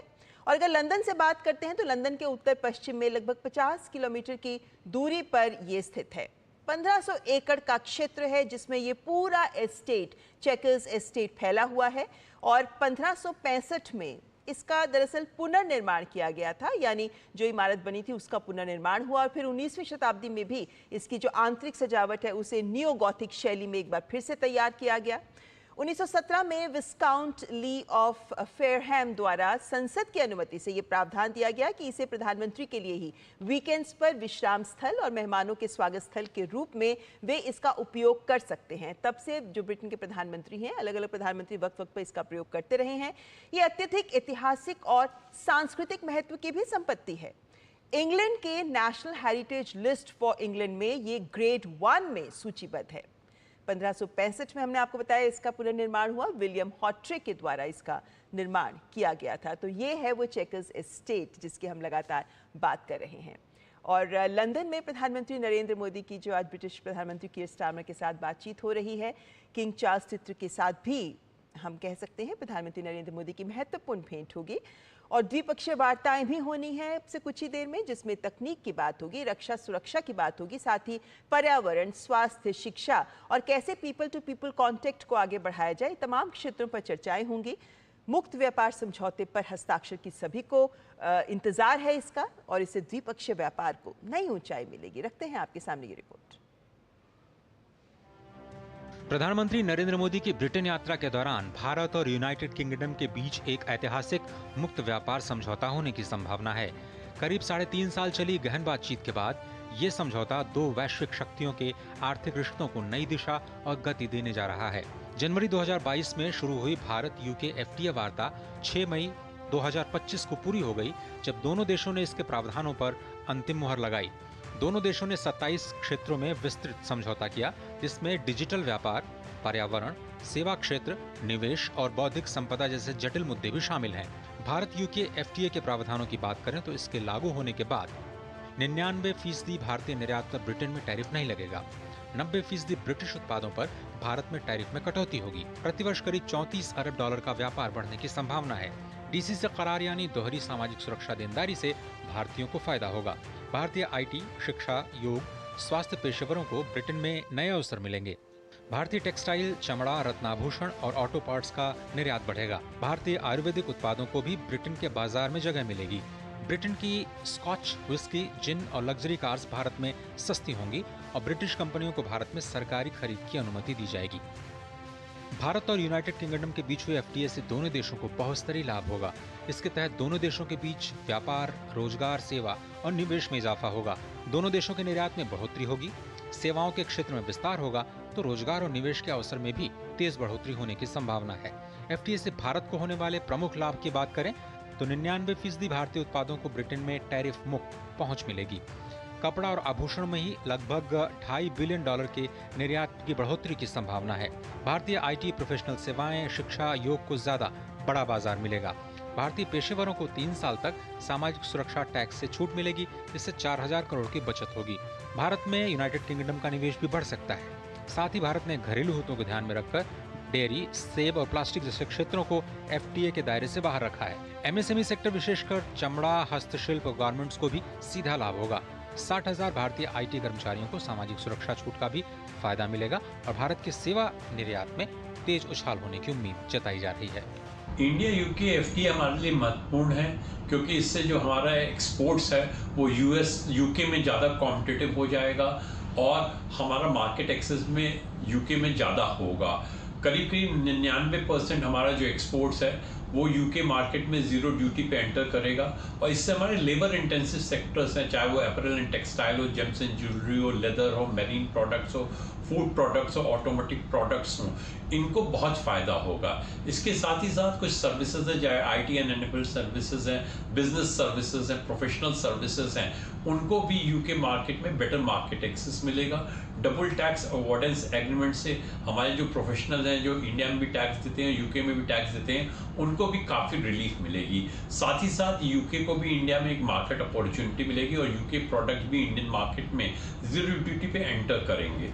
एफटीए से ब्रिटेन को होने वाले लाभ की बात करें तो स्कॉच, विस्की, जिन और कार्स पर भारत में टैक्स कम हो सकता है। भारत की केंद्रीय सरकारी खरीद में यूके की कंपनियों की भागीदारी होगी।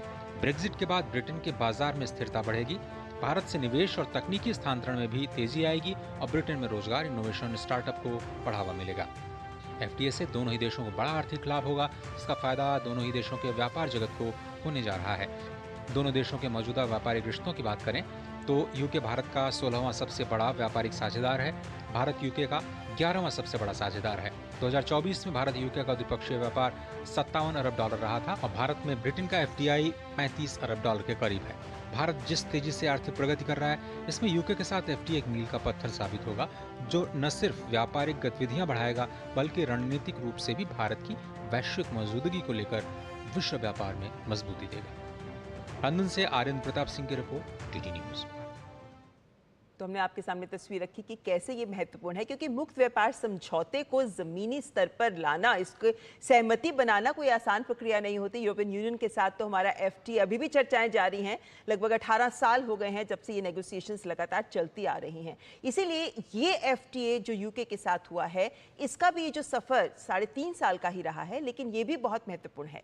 मेरे सहयोगी अजय के पास चलते हैं जानने के लिए कि क्या रहे इस एफटीए के महत्वपूर्ण पड़ाव। Over to you Ajay. Mamata ji धन्यवाद। जिस तरह से आपने कहा कि भारत को नज़रअंदाज करना बहुत ही मुश्किल होगा किसी भी देश के लिए, क्योंकि भारत दुनिया की चौथी सबसे बड़ी अर्थव्यवस्था है और इस बात को ध्यान रखना होगा कि ब्रिटेन को पीछे करके भारत ने ये मुकाम हासिल किया है। कोविड से पहले अगर हम चर्चा करें तो ब्रिटेन भारत से आगे था जीडीपी के आकार के लिहाज से, लेकिन अब भारत ने छलांग लगा ली है। इसलिए ये जो ब्रेग्जिट के बाद यानी 2016 के बाद करीब करीब 9 साल 10 साल का वक्त लगेगा ब्रिटेन को यह कहने के लिए कि हमने एक बड़ी ट्रेड डील साइन की है। लेकिन अब हम उनके जो बड़े पड़ाव हैं, कैसे इसकी शुरुआत हुई, उसकी हम बात करते हैं कि 2016 से लेकर के 2020 तक कोई भी बड़ा ट्रेड डील कर नहीं पाया ब्रिटेन, और जनवरी 2022 की बात है जब औपचारिक तौर पर शुरुआत हुई। हालांकि 2021 में थोड़ी बहुत इसकी शुरुआत हो चुकी थी बोरिस जॉनसन के साथ में जब वार्ता हुई थी, लेकिन 2022 में भारत और यूके ने इसकी औपचारिक शुरुआत की और पीएम मोदी और तत्कालीन ब्रिटिश प्रधानमंत्री बोरिस जॉनसन की सहमति से ये शुरुआत हुई जनवरी 2022 में। ये समझना बहुत ज़रूरी है कि ब्रिटेन में जो राजनीतिक अस्थिरता थी उसकी वजह से इतना वक्त लग गया, क्योंकि हमारे जो एक्सपर्ट हैं वो बता रहे थे कि शायद बोरिस जॉनसन ये चाह रहे थे और एक बहुत बड़ा तमगा अपने उस कार्यकाल के दौरान ये हासिल करना चाहते थे, लेकिन ऐसा हो नहीं पाया। अप्रैल 2022 में बोरिस जॉनसन की भारत यात्रा हुई। उन्होंने कहा कि दिवाली तक हम इसको साइन कर लेंगे, लेकिन खुद ही उनके देश में उनको उतना समर्थन नहीं मिल पाया, जबकि वो एक बड़े हथियार के रूप में पेश कर रहे थे भारत के साथ इस ट्रेड डील को। बोरिस जॉनसन भारत आए और दिल्ली में प्रधानमंत्री मोदी के साथ मुलाकात की, जनवरी 2022 की बात है। और इसके बाद ये जो सिलसिला शुरू हुआ, रोड मैप 2030, जिसका जिक्र किया गया कि दोनों देश अपने जो द्विपक्षीय व्यापार हैं उसको दोगुना करके ले जाएंगे और एफटीए को प्राथमिकता दी जाएगी। हालांकि अब उसको कॉम्प्रिहेंसिव इकोनॉमिक ट्रेड एग्रीमेंट कहा जा रहा है और उसके साथ साथ जो डबल कंट्रीब्यूशन कन्वेंशन है उस पर भी हस्ताक्षर हैं, और दोनों को मिला करके अगर हम कहें कि ये एफटीए की शुरुआत हुई तो इसमें गलत नहीं होगा। अगस्त 2022 में डेडलाइन तय की गई कि दिवाली 2022 तक, जिसका हम जिक्र कर रहे थे कि इस लक्ष्य को हम पूरा कर लेंगे, लेकिन ऐसा हो नहीं पाया क्योंकि जो ब्रिटेन में राजनीतिक अस्थिरता है उसकी वजह से 4 प्रधानमंत्री बदले वहां पर। और लेकिन ये जो कॉन्टिन्यूटी है एफटीए को लेकर के वो लगातार जारी रही, क्योंकि विकल्प शायद भारत का ब्रिटेन को भी नहीं दिखता है। अगस्त 2022 में कुछ मुद्दों पर, शराब, ऑटोमोबाइल्स, जो पेशेवर वीजा जो दिया जाता है, डेटा सुरक्षा के मसलों पर सहमति नहीं बन पाई, और इसी वजह से इसमें जो देरी है वो लगातार दिखाई दी। आगे बढ़ते हैं। 2022 से 2023 तक कई दौर की वार्ताएं हुई और कुल मिलाकर के 14 राउंड से, और 15वां राउंड जो हुआ है उसके बाद ये इस पर आम सहमत बनी है। तो कुल मिलाकर अगर हम 22-23 की बात करें तो 14 राउंड हुए थे। व्यापार, सेवाएं, निवेश और बौद्धिक संपदा जैसे मुद्दों पर चर्चा हुई, और ऐसा लग रहा है कि जो केवल वस्तुओं तक ट्रेड था उसको केवल मर्चेंडाइज गुड्स तक सीमित न करके उसमें इन्वेस्टमेंट को भी शामिल किया गया, सर्विसेज को भी शामिल किया गया, पीपल टू पीपल कनेक्ट को शामिल किया गया। जुलाई 2023 काफी इंपॉर्टेंट है। यूके के प्रधानमंत्री ऋषि सुनक भारत की यात्रा पर थे और उसमें भी इस FTA की जो वार्ता है उसको आगे बढ़ाया गया, क्योंकि ऋषि सुनक के लिए भी ये काफ़ी इंपॉर्टेंट था। G20 समिट के दौरान ऋषि सुनक भारत आया और प्रधानमंत्री मोदी से मुलाकात की। 2023 वार्ता में लगातार प्रगति देखी गई है। FTA पर बातचीत तेज करने पर सहमति बनी, लेकिन फिर से वहां पर जो सत्ता परिवर्तन हुआ उसकी वजह से फिर से थोड़ा सा धीमापन इस FTA को लेकर के देखा गया। फरवरी 2024 में फिर से इसको पटरी पर लाने की कोशिश की गई। दोनों पक्षों ने के जो वरिष्ठ अधिकारी थे वो लंदन और दिल्ली दोनों लगातार एक दूसरे के देशों में जाकर के जो तमाम जो मुद्दे हैं उस पर नेगोशिएट करते हुए नजर आए। विवादास्पद क्षेत्रों में रुख नरम करने की कोशिश की गई फरवरी 2024 और उसके बाद मई 2024 चुनाव की वजह से गति में विराम लग गया। ब्रिटेन में चुनाव और यूके में चुनाव और उसके बाद भारत में भी चुनाव हुए, जिसकी वजह से ये जो बातचीत है उसकी गति थोड़ी सी धीमी पड़ी है। लेकिन उसके बाद हम देखें तो 6 मई 2025 को आखिरकार वो दिन आ गया जब दोनों देशों के बीच सहमति बनी FTA को लेकर के और दोनों देशों ने अब ये एक तरह से लंदन के चेकर स्टेट में इस समझौते पर औपचारिक जो हस्ताक्षर हैं वो अपेक्षित हैं कि हो जाएंगे और उसके बाद शायद दोनों देश अब 2035 की बात करेंगे, यानी अगले 10 साल में कैसे ट्रेड को आगे बढ़ाया जाएगा और कैसे दोनों देश एक दूसरे के देश में निवेश को बढ़ावा देना चाहते हैं, कैसे इकोनॉमी की और इकोनॉमी को ही एक तरह से दोनों ही आधार बनाना चाहते हैं दोनों देशों के रिश्तों को एक नई ऊंचाई तक ले जाने के लिए। तो ममता जी, मुझे लगता है कि FTA को जो लेकर के जो ये हमने जो पड़ाव की बात की उसमें राजनीतिक अस्थिरता जो यूके है वो इस ट्रेड डील में थोड़ी सी देरी की एक मुख्य वजह है, लेकिन देर आए दुरुस्त आए इसलिए हम कह सकते हैं क्योंकि अब ये कॉम्प्रिहेंसिव इकोनॉमिक ट्रेड एग्रीमेंट जैसे हमने UAE के साथ किया, ऑस्ट्रेलिया के साथ किया, उस तरह से यूके ये तीसरा शायद सबसे बड़ा भारत के बदलते हुए FTA का एक नई वानगी आपको दिखाई दे रही है। बिल्कुल कह सकते हैं ये बात। और भारत और ब्रिटेन, क्योंकि ये इस वजह से भी महत्वपूर्ण माना जा रहा है क्योंकि इस FTA में दोनों देशों की बात करते हैं तो दोनों देशों के लिए ही ये इसमें सब ऐसा दिया हुआ है जो दोनों देशों को लाभान्वित करेगा। हमारे साथ राकेश जी बने हुए हैं। राकेश जी, इस फ्री ट्रेड एग्रीमेंट में हम देखते हैं कि भारत की ओर से डेयरीज जैसे क्षेत्र हैं जिन्हें छोड़ा गया है ताकि भारत के जो अपने हित हैं भारत उनका ध्यान रख सके। तो ब्रिटेन के लिए भी हमने देखा है कि पोल्ट्री एग्स जैसे ऐसे क्षेत्र हैं जिन्हें छोड़ दिया गया है क्योंकि ब्रिटेन चाह रहा है कि उसमें उसके हितों का भी ध्यान रखा जाना चाहिए। क्या इन मायनों में ये ताकत मान सकते हैं इस FTA की कि दोनों ही देशों के हितों को इसमें पूरा ध्यान दिया गया है? धन्यवाद ममता जी। ये एक आपने बहुत ही इम्पोर्टेंट पहलू कवर किया है कि भारत अपने कृषि और डेयरी क्षेत्र को लेके बहुत सेंसिटिव है क्योंकि इसके अंदर हमारे लगभग 10 करोड़ किसान परिवार जुड़े हुए हैं। भारत की एग्रीकल्चर जो है वो यूके की एग्रीकल्चर से बहुत अलग है क्योंकि हमारे यहाँ 45-50% लोग जो हैं वो अपनी जीविका के लिए इससे जुड़े हुए हैं और इस FTA में डेयरी और कृषि को अलग रखकर ये केवल यूके और भारत का समझौता नहीं है। इस समझौते ने ये दो चीज़ दर्शा दी है, एक तो capability of India and Indian negotiator to strike deal in a very very complex situation, और दूसरी सबसे इंपॉर्टेंट ये है कि जैसे डोनाल्ड ट्रंप साहब जो है वो डेयरी और कृषि को लेके दबाव डाल रहे हैं कि उसके बिना समझौता नहीं। अमेरिका को टेक्नोलॉजी इंटेंसिव है but America is the largest exporter of agree product on the earth with 18-19% share. वो अपने कृषि क्षेत्र को किसी भी तरह से जो है वो बाजार में डालना चाहते हैं, दबाव बनाना चाहते हैं और भारत इन्हीं अनेक देशों पे दबाव बना रहे हैं। अमेरिका जिसमें 2-3% टैरिफ था अब उन्होंने 10% मिनिमम कर दिया है, रेसिप्रोकल टैरिफ हुए। तो पूरी दुनिया जो है एक इस समय सख्ते में, शॉक में, प्रेशर में, लेकिन इस समझौते ने ये न केवल भारत और यूके के बीच में व्यापार को बढ़ावा देगा बट ये पूरी दुनिया को बता दिया है कि अगर व्यापार समझौता करना है तो ये पेशेंस से, डिप्लोमेसी से, हार्ड वर्क से, मेटिकुलस रिसर्च से कोई भी देश कितने भी कॉन्फ्लिक्टिंग इंटरेस्ट के हों वो एक लॉन्ग टर्म समझौते पर पहुंच सकते हैं। इस समझौते की सबसे खासियत ये है कि आप देखिए एक विन विन सिचुएशन है। जैसा कि आज के ब्रिटिश अखबारों में आप देखिए कि बहुत आर्टिकल छपे हैं और उसमें कवरेज ये है कि ये ब्रिटेन के लिए फ़ायदेमंद है, सभी ने लिखा है क्योंकि सबसे पहले उन्होंने लिखा है कि भारतीय प्रोडक्ट 99% इंडियन प्रोडक्ट वहाँ 0 टैरिफ पे आ पाएंगे तो उससे कस्टमर्स को फायदा होगा, वहाँ के रिटेल कस्टमर को, और उनको फायदा होगा तो उनकी जेब में पैसा आएगा और इससे उनकी इनकम का लेवल बढ़ेगा। तो उन्होंने ये समझाने की कोशिश की है ब्रिटिश कस्टमर को कि ये कैसे फायदेमंद है, और उसके साथ ही ये 99% हमारे एक्सपोर्टर्स के लिए भी फायदेमंद है, क्योंकि भारत की अर्थव्यवस्था अब जो है वो खाली डोमेस्टिक पे नहीं टिकी हुई है, क्योंकि 22-23% शेयर हमारा जीडीपी के अंदर एक्सपोर्ट का है, लगभग 45% शेयर हमारा फॉरेन ट्रेड का है, और इसलिए ये इंटरनेशनल ट्रेड जो है हमारा इंटीग्रल पार्ट है। और अगर देश की अर्थव्यवस्था को आगे बढ़ाना है तो अंतर्राष्ट्रीय व्यापार को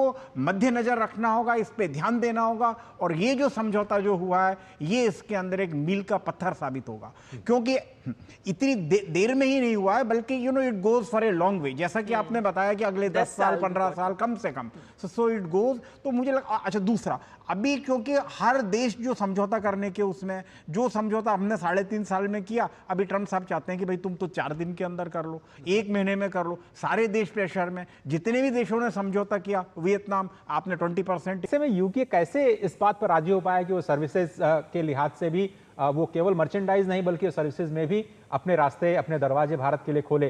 कैसे ये विन विन हो पाया दोनों देशों के लिए आपके लिहाज से?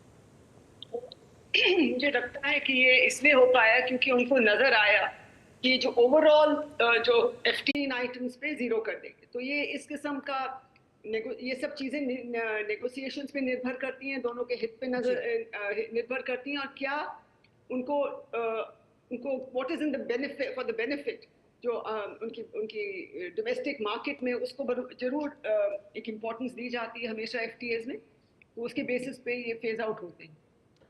प्रोफेसर अभिजीत दास इस वक्त हमारे साथ जुड़ चुके हैं, WTA सेंटर IIFT के साथ जुड़े हुए हैं। बहुत धन्यवाद प्रोफेसर दास वक्त निकालने के लिए और DD न्यूज़ पर शामिल होने के लिए। तो सबसे बड़ी बात यही कि ये जो हम FTA पर चर्चा कर रहे हैं उसके इतर हम थोड़ा सा ये देखें कि किस तरह से आज के जियोपॉलिटिकल सिचुएशन में कैसे कंट्रीज़ प्रोटेक्शनिज्म के साथ आगे बढ़ते हुए अपने अपने हितों का ध्यान रखते हुए FTA की पूरी दुनिया बदल गई है। मुझे लगता है आज से 5 साल पहले जो माहौल था पूरी दुनिया में वार्ताओं का, अब वो बिल्कुल बदल गया है। क्या कहना चाहेंगे और कितना इम्पोर्टेंट है भारत और UK का करीब आना, दो बड़े लोकतंत्रों का करीब आना, खासतौर पर ये देखते हुए कि ट्रम्प साहब यूनिलैटरली सबको लेटर भेजने में लगे हुए हैं कि भाई इतना टैरिफ है, आप देख लो, स्वीकार कर लो उसको। आपने बिल्कुल सही कहा। आज के माहौल में जबकि चारों तरफ राष्ट्रपति ट्रंप ने खलबली मचा दी है अपने यूनिलैटरल एक्शंस के वजह से, ये इंडिया और UK का जो FTA साइन होने वाला है, यह एक बहुत ही महत्वपूर्ण संदेश देता है पूरे विश्व को कि दो बहुत बड़ी अर्थव्यवस्था आपस में ट्रेड कर सकती है आपसी सहमति के रूल्स के तहत, यानी कि एक रूल्स बेस्ड ऑर्डर में दोनों ने अपनी सहमति जताई है।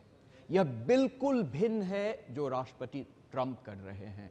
तो यह एक बहुत ही महत्वपूर्ण बात ध्यान में रखने वाली है। दूसरी बात जो ध्यान में रखने वाली है कि भारत ने जो FTA साइन किए थे पहले, उसमें नॉन ट्रेड इश्यूज थे, उसमें कोई शक नहीं। लेकिन ये जो नया FTA आज साइन होने जा रहा है, इसमें तमाम किस्म के नॉन ट्रेड इश्यूज हैं, जैसे लेबर हुआ, एनवायरनमेंट हुआ, जेंडर हुआ, एंटी करप्शन है, इनोवेशन है और पता नहीं क्या क्या नॉन ट्रेड इश्यूज हैं। तो हमें केयरफुली देखनी होगी कि ये जो non trade issues India UK FTA में सम्मिलित किए जाएंगे, उसका क्या प्रभाव पड़ेगा, और यदि बाकी FTAs जो इंडिया अभी निगोशिएट कर रही है, जैसे यूरोपियन यूनियन के साथ या जो BTA निगोशिएशंस चल रहा है यूनाइटेड स्टेट्स के साथ, उन निगोशिएशंस पे ये नॉन ट्रेड प्रोविजंस का क्या असर होगा। तो यह भी दूसरी बहुत ही महत्वपूर्ण बात होगी इस FTA में।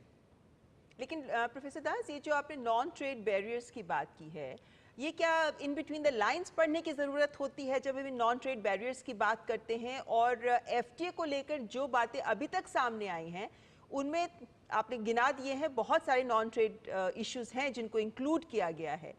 क्या ये स्ट्रेंथ है इसकी या फिर ये एक वीकनेस है इसकी? देखिए, जब तक एफटीए का लीगल टेक्स्ट हमारे सामने नहीं आएगा, यह कहना मुश्किल है कि ये स्ट्रेंथ है या वीकनेस है।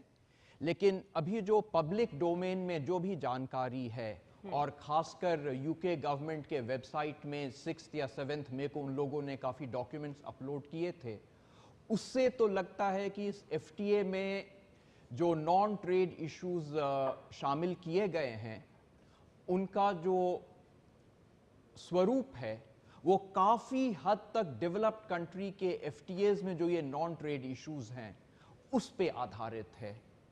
यदि इसमें हिंदुस्तान की अपनी इंटरेस्ट नहीं रिफ्लेक्ट हुई, तब यह आशंका की जा सकती है कि ये जो नॉन ट्रेड इश्यूज वाले चैप्टर्स हैं उससे उतना ज़्यादा फ़ायदा नहीं होगा देश को। लेकिन मैं फिर से यह एक अलर्ट देना चाहूँगा कि जब तक डिटेल टेक्स्ट हमारे सामने नहीं है, यह तय करना बहुत ही मुश्किल होगा कि नॉन ट्रेड इश्यूज वाले जो प्रावधान होंगे वो हमारे हित में होंगे या हमारे हित में नहीं होंगे। तो बस हमें कुछ घंटों की इंतज़ार करना है, उसके बाद उम्मीद रख सकते हैं कि ये टेक्स्ट हमारे सामने आ जाएगा। जी, और जिस तरीके की नेगोशिएशंस अभी तक की गई हैं और जिस स्तर के नेगोशिएशंस अभी तक की गई हैं, उसके आधार पर ये उम्मीद की जा सकती है कि ये नॉन ट्रेड इश्यूज जो हैं ये भारत के पक्ष में ज़रूर हो सकते हैं, ये उम्मीद की जा सकती है। लेकिन एम्बेसडर मंजू, जब हम तमाम इश्यूज की बात करते हैं, क्योंकि टैरिफ्स तो एक हिस्सा है एफटीए का ना, लेकिन जैसे ओरिजिन ऑफ प्लेस की बात की जाती है कि अगर आपको उन टैरिफ्स का वाकई फ़ायदा उठाना है तो आपको रूल्स ऑफ ओरिजिन ज़रूर उन पर गौर करना बहुत ज़रूरी है। ब्रिटेन की तरफ से ये कमेंट आया है कि जो रूल्स ऑफ ओरिजिन हैं उनमें ये ध्यान दिया गया है कि भारत को उसमें नुकसान ना हो, भारत के जो व्यापार जगत है उसको फ़ायदा ही हो। तो क्या ये रूल्स ऑफ ओरिजिन एक महत्वपूर्ण कारक माना जाता है जब हम एफटीए की बात करते हैं, और ब्रिटेन के साथ एफटीए में ये कमेंट ब्रिटेन की ओर से आना जिसका ये संकेत मिल सकता है कि एफटीए भारत के रूल्स ऑफ ओरिजिन के लिहाज से पक्ष में होगा? ये बिल्कुल, रूल्स ऑफ ओरिजिन तो एक बहुत ही इम्पोर्टेंट एलिमेंट है एफटीएस का, क्योंकि बहुत दफ़ा हमने देखा है और हम तो इंसिस्ट करते हैं हमेशा कि रूल्स ऑफ ओरिजिन का बिल्कुल क्लियर कट होना चाहिए कि कहाँ ओरिजिन हुआ है।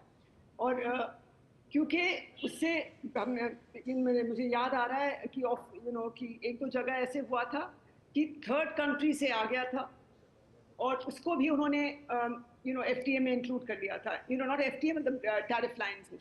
तो आई थिंक वो ये बहुत ज़रूरी है कि ये rules of origin clearly demarcate हो और क्लियरली स्टेट हो, स्पेसिफाई हो कि एग्जैक्टली क्या है। और ये बिल्कुल हित में, इंडिया के लिए हित में, और हम लोग हमेशा कहते हैं कि रूल्स ऑफ ओरिजिन को इम्प्लीमेंट किया जाए। नहीं तो क्योंकि बहुत दूसरे देश हैं जो कोशिश करते हैं उसको मैनिपुलेट करके और अपने लिए फ़ायदा लेने के लिए। तो आई थिंक ये बहुत एक इम्पॉर्टेंट महत्वपूर्ण, और अभी मैं देख रही थी कि शायद अभी साइन हो चुका है एफटीए। अभी मेरे इस पे एक नोटिफिकेशन आया है कि इट हैज़ बीन साइंड। तो ये बहुत ही एक अच्छा पहल हुई है, एक कंप्लीशन हुआ है इस विजिट का। तो एक लैंडमार्क सॉर्ट ऑफ हुआ है कि साइन हो गया है, और जैसे प्रोफेसर साहब ने कहा उसके डिटेल्स देखेंगे तब पता चलेगा पूरा। लेकिन मेरा मानना है कि इतने 3.5 साल तक जो नेगोशिएशन हो रहे हैं इसमें ज़रूर म्यूचुअल बेनिफिट और इंडिया का हित और यूके का हित दोनों ही मद्देनज़र रख के फाइनलाइज किया गया है, तभी दोनों साइड एग्रीड हैं। हाँ, जैसे मैंने कहा कंप्लीटली 1-to-1 नहीं होता है, लेकिन ओवरऑल अगर हम पिक्चर देखें तो उसमें ज़रूर भारत का हित, यूके का हित दोनों ही इसमें शामिल है, तभी इस पे समझौता हुआ है और तभी आज सिग्नेचर हुआ है। चलिए, इसके जो डिटेल्स हैं एफटीए के वो थोड़ी देर में हमारे सामने आएंगे। प्रोफेसर दास, अगर हम देखें तो ये भारत के एक्सपोर्ट डाइवर्सिफिकेशन के लिहाज से एक बहुत बड़ा पड़ाव कह सकते हैं। ये जो रियल ब्रेक थ्रू लेकिन जो दिखाई दे रहा है वो सर्विसेज सेक्टर में दिखाई दे रहा है। तो जिस तरह से हम बार बार कह रहे हैं कि भारत और यूके दोनों ही सर्विसेज डोमिनेंट इकोनॉमीज़ हैं, कैसे कॉम्प्लीमेंटरिटीज़ देखी जाएंगी और कैसे एक दूसरे के जो सर्विस सेक्टर के लोग हैं उनको कैसे फ़ायदा मिलेगा, और आगे जाते हुए कैसे आप दोनों इकोनॉमीज़ को बेनिफिट होते हुए देख रहे हैं, खासतौर पर सर्विसेज के लिहाज से? सर्विसेज के लिहाज से इसमें जो उदारीकरण होगा, जो लिबरलाइजेशन होगा, वो कई चैनल्स के थ्रू होगा। एक सर्वप्रथम चैनल होगा कि अलग अलग सर्विसेज सेक्टर्स, सब सेक्टर्स जो हैं उसमें दोनों देश कहेंगे कि हम लोग और लिबरलाइज कर रहे हैं, जो रेस्ट्रिक्शंस हैं रेस्ट्रिक्शंस को कम करेंगे। तो ये तो एक जनरल लेवल ऑफ लिबरलाइजेशन हो जाएगा, जनरल रूल्स ऑफ लिबरलाइजेशन हो जाएगा जो अलग अलग मोड्स ऑफ सर्विसेज डिलीवरी के लिए एप्लीकेबल होगा। लेकिन जहाँ तक भारत की जो रियल स्ट्रेंथ है वो मोबिलिटी ऑफ प्रोफेशनल्स पे है। जो स्किल्ड वर्कर्स हैं, प्रोफेशनल्स हैं, उनके यूके में जाकर सर्विस डिलीवर करने के लिए जो प्रावधान होंगे इस एफटीए में वो बहुत महत्वपूर्ण होंगे। जैसे कि इंट्रा कॉर्पोरेट ट्रांसफर ही है, या इंडिपेंडेंट सर्विस प्रोफेशनल्स हुए, या बिजनेस विजिटर्स हुए। सुनने में यह आया है कि इन कैटेगरीज के लिए जो एफटीए के बाद जो प्रक्रिया होगी उनके मूवमेंट को फैसिलिटेट किया जाएगा। तो यह एक बहुत ही इम्पोर्टेंट एरिया होगा। दूसरा होगा जो डबल टैक्सेशन कन्वेंशन जिसकी बात की गई है, यदि वह फाइनलाइज हो जाता है तब उन सर्विसेज प्रोफेशनल्स के लिए जो इंडिया में अपना सोशल सर्विस कंट्रीब्यूशन देते हैं और यूके में 3 साल तक रहते हैं, तो उनको यूके में अपना सोशल सर्विस कंट्रीब्यूशन नहीं देना होगा। ये एक बहुत ही महत्वपूर्ण डेवलपमेंट होगा एफटीए के वजह से। फिर यह भी सुनने में आया है कि कुछ म्यूचुअल रिकग्निशन होगा एक दूसरे देशों के क्वालिफिकेशंस के बारे में। उसमें संभवतः अभी कोई फैसला नहीं लिया गया होगा एफटीए में, लेकिन यह काफ़ी इसकी संभावना है कि दोनों देश इस मार्ग पर आगे चलेंगे और चंद महीनों में या हो सकता है 1 साल के अंदर कुछ ये म्यूचुअल रिकग्निशन ऑफ क्वालिफिकेशंस पे कुछ समझौता हो जाएगा। तो उससे भी मूवमेंट ऑफ प्रोफेशनल्स में काफ़ी आसानी बढ़ेगी। तो ये कुछ तरीके हैं जिससे जो स्ट्रेंथ है इंडिया का सर्विसेज में उसको एफटीए के थ्रू इंडिया लेवरेज कर पाएगा। प्रोफेसर दास, मंजू जी, आप दोनों से अनुरोध करते हैं आप बने रहिए हमारे साथ। यहाँ पर फिलहाल वक्त एक छोटे से ब्रेक का, ब्रेक के बाद वापस लौटते हैं इस चर्चा को आगे बढ़ाने के लिए।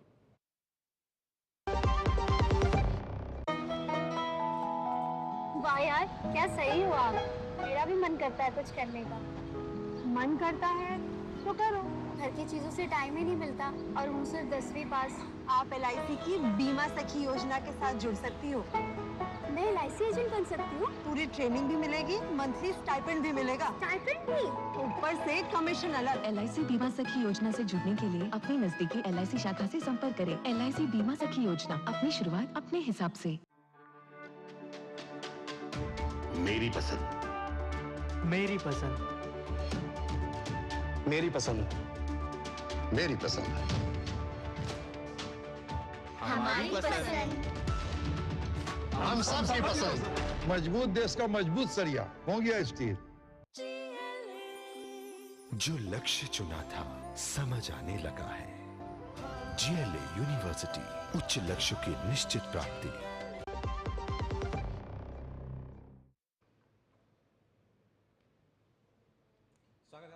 हमारे खास कार्यक्रम और किस तरह से भारत और ब्रिटेन के बीच में जो आर्थिक सहयोग है वो कैसे समृद्धि और विकास के नए पैमाने तय करेगा, उस पर हम लगातार चर्चा कर रहे हैं। और इस वक्त दोनों ही देशों का जो प्रतिनिधिमंडल है उसके बीच में वार्ता जो चल रही है, और एफटीए काफ़ी इंपॉर्टेंट है इस लिहाज से क्योंकि ये एक कॉम्प्रिहेंसिव इकोनॉमिक ट्रेड एग्रीमेंट, शायद दोनों देश इस पर अपनी अंतिम मोहर लगाने के लिए अब ये वार्ता कर रहे हैं। साथ ही साथ डबल कंट्रीब्यूशन कन्वेंशन जिसकी बात लगातार हमारे एक्सपर्ट्स कर रहे हैं कि वे पहली बार हो रहा है जब भारत यूके के साथ डबल कंट्रीब्यूशन कन्वेंशन साइन कर रहा है। जो पहले सीमा केवल 1 साल की थी, अब उसको बढ़ा करके 36 महीने यानी 3 साल कर दिया गया है, जिसमें जो कंट्रीब्यूशन है एम्पावर्स की तरफ से उसमें काफ़ी छूट दी गई है।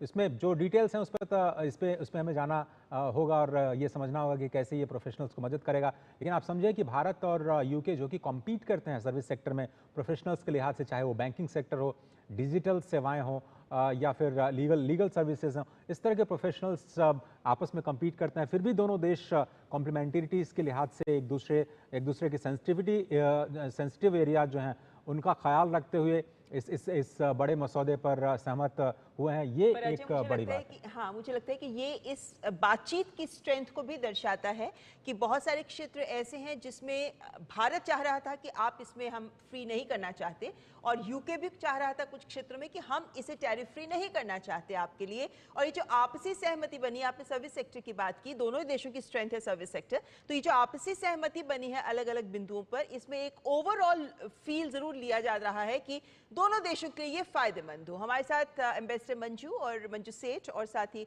प्रोफेसर अभिजीत दास भी बने हुए हैं। मंजू जी, अगर जैसे मैंने ये बात की कि कुछ क्षेत्र हैं जिसमें ब्रिटेन नहीं चाह रहा था, कुछ क्षेत्र भारत नहीं चाह रहा था, मुक्त व्यापार समझौते हम बात करते हैं तो यही वो तर्क होते हैं जिनके आप आपस में तो सहमत हो जाते हैं, लेकिन उसके बाद में देश में भी अच्छे दामों में मिलती है। It is good for consumers because it will bring down prices on Indian goods in the United Kingdom, like clothes and shoes and food, and it will deliver benefits for the long term. It will add about £4.8 billion to the UK economy every year, and £2.2 billion to wages, and hundreds of millions of pounds to regions and nations up and down the United Kingdom. और ये apologies, ये India और यहाँ के consumer के लिए बहुत अच्छा रहेगा, और ये दोनों देशों में जो बातचीत होगी, ट्रेड होगी, जो बढ़ेगा। Don't bother, we can use English words in between. Don't worry about it. Sorry, His Excellency, I've lost the speech. Yeah, no problem. Yeah. Sorry, do you want me to repeat? Yes, okay. I think we understand each other well. I mean, look, and we both know this is the biggest and most economically significant trade deal that the UK has made since leaving the EU. And I think I can say that it's one of the most comprehensive deals that India has ever done. So thank you, Prime Minister, for your leadership and for your pragmatism. And I'd like to thank everybody who's worked so hard to get this deal over the line. और आज ये जो बहुत बड़ी comprehensive deal तैयार की है और कामयाब की है, उसके लिए मैं आपको बहुत बहुत शुक्रिया कहना चाहता हूं प्राइम मिनिस्टर साहब। और ये दोनों टीम जहां काम करके ये जो काम पूरा किया है, इसके लिए मैं बहुत खुशी हूं। And, you know, as I've said before, and as we were just discussing in our tete-a-tete, we've entered a new global era, and that is one that requires us to step up, not to stand aside, to deliver for the British people by building deeper partnerships and alliances. And today is very much confirmation of that approach. और अभी वहाँ पे बात सब कर रहे थे आपके साथ बैठ के, हमने बातें की कि नई ग्लोबल इरा पैदा करनी है और इसके लिए हमको सब कुछ करना है जो हम सक्षम है, जिसके बाद ब्रिटिश लोगों को यहाँ पे बहुत ही बड़ी पार्टनरशिप मिलेगी आपके देश से, और यहाँ पे जो हम करने वाले हैं उससे दोनों देशों को फायदा होगा। And the UK has been negotiating a deal like this for many years, but it is this government that got it done. And with it, we're sending a very powerful message that Britain is open for business. And that is already generating huge confidence. Today we're announcing nearly £6 billion in investment and export wins between India and the United Kingdom, creating over 2,200 jobs for British workers. और ये जो ऐसी negotiation मैं पहले बहुत की है, पर ये जो अभी हमने किया है ये बहुत ही बड़ा होगा, क्योंकि ब्रिटिश लोगों को और संसार को ये जानेंगे कि Britain is open for business, व्यापार के लिए खुला है। और ये ब्रिटिश लोगों के लिए भी बहुत अच्छा होगा, क्योंकि ये 6 बिलियन पाउंड्स के 6 बिलियन पाउंड्स यहाँ पे नहीं पैदा होगा, और यूके और इंडिया ने जो ये साथ काम करने का निर्णय किया है, इससे 2200 जॉब्स भी पैदा होंगे यहाँ पे।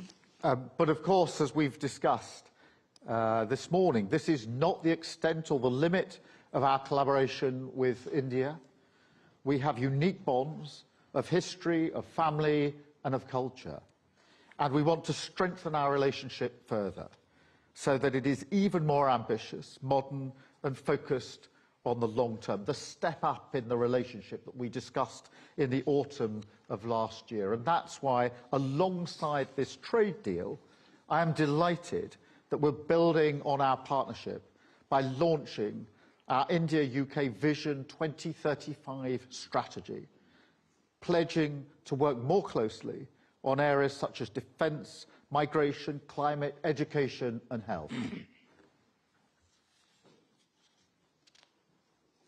और इस सुबह जब हमने बात की थी कि एक आपस के साथ कोलैबोरेट करेंगे, इससे ये साबित होता है कि हम लोग अपनी इतिहास, फैमिली और संस्कृति को बहुत ही मजबूत बनाना चाहते हैं और जो मजबूत रहा है, और इसीलिए भविष्य में हम ये दोस्ती, ये रिश्ता स्टेप अप करना चाहते हैं। वो ट्रेड डील बना के और इंडिया और यूके 2035 विजन के आधार में वो जो डिफेंस है, माइग्रेशन है, एजुकेशन है, उस पर ध्यान देके। We will also build on the fantastic work we already do in technology and innovation, celebrating the one-year anniversary of the landmark Technology Security Initiative and making the most of the opportunities it represents for both of our countries. और technology और innovation के क्षेत्र में भी अभी पहली anniversary मनाया है जो हमने, वो टेक्नोलॉजी, इनोवेशन, सिक्योरिटी के आधार पे है और ये आगे बढ़ेगा, इसका पूरा विश्वास है। Mr. Prime Minister, we've had much to talk about today and much to celebrate. And I look forward to our continued work together as we strengthen security, growth and prosperity for working people in both of our nations. So let me now hand over to you to say a few words, and thank you again for your leadership on this. Thank you.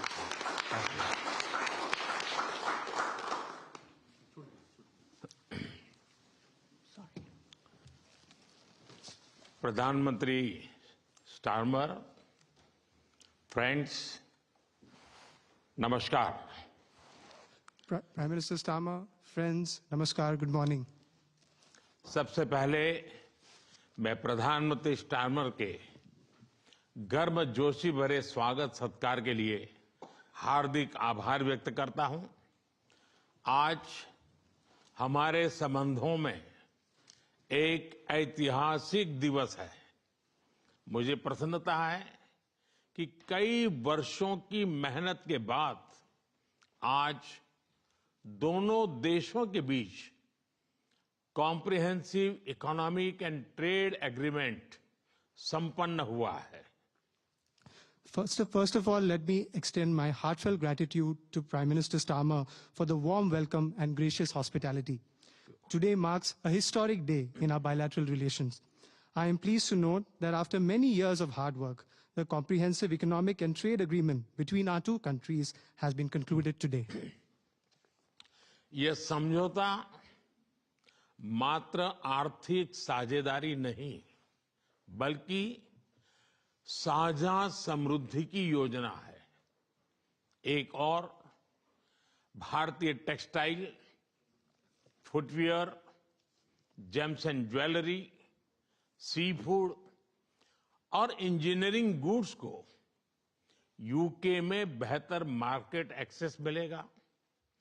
Bharat के agriculture, produce और processed food industry के लिए UK की market में नए अवसर बनेंगे।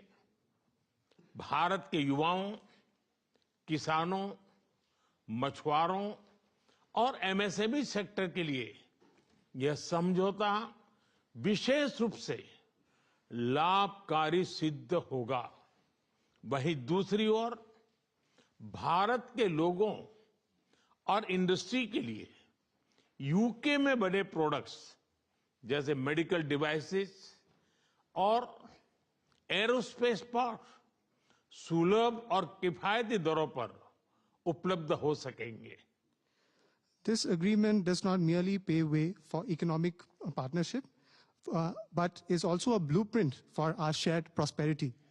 On the one hand, Indian textiles, footwear, gems and jewelry, seafood, engineering goods will get better market access in the UK.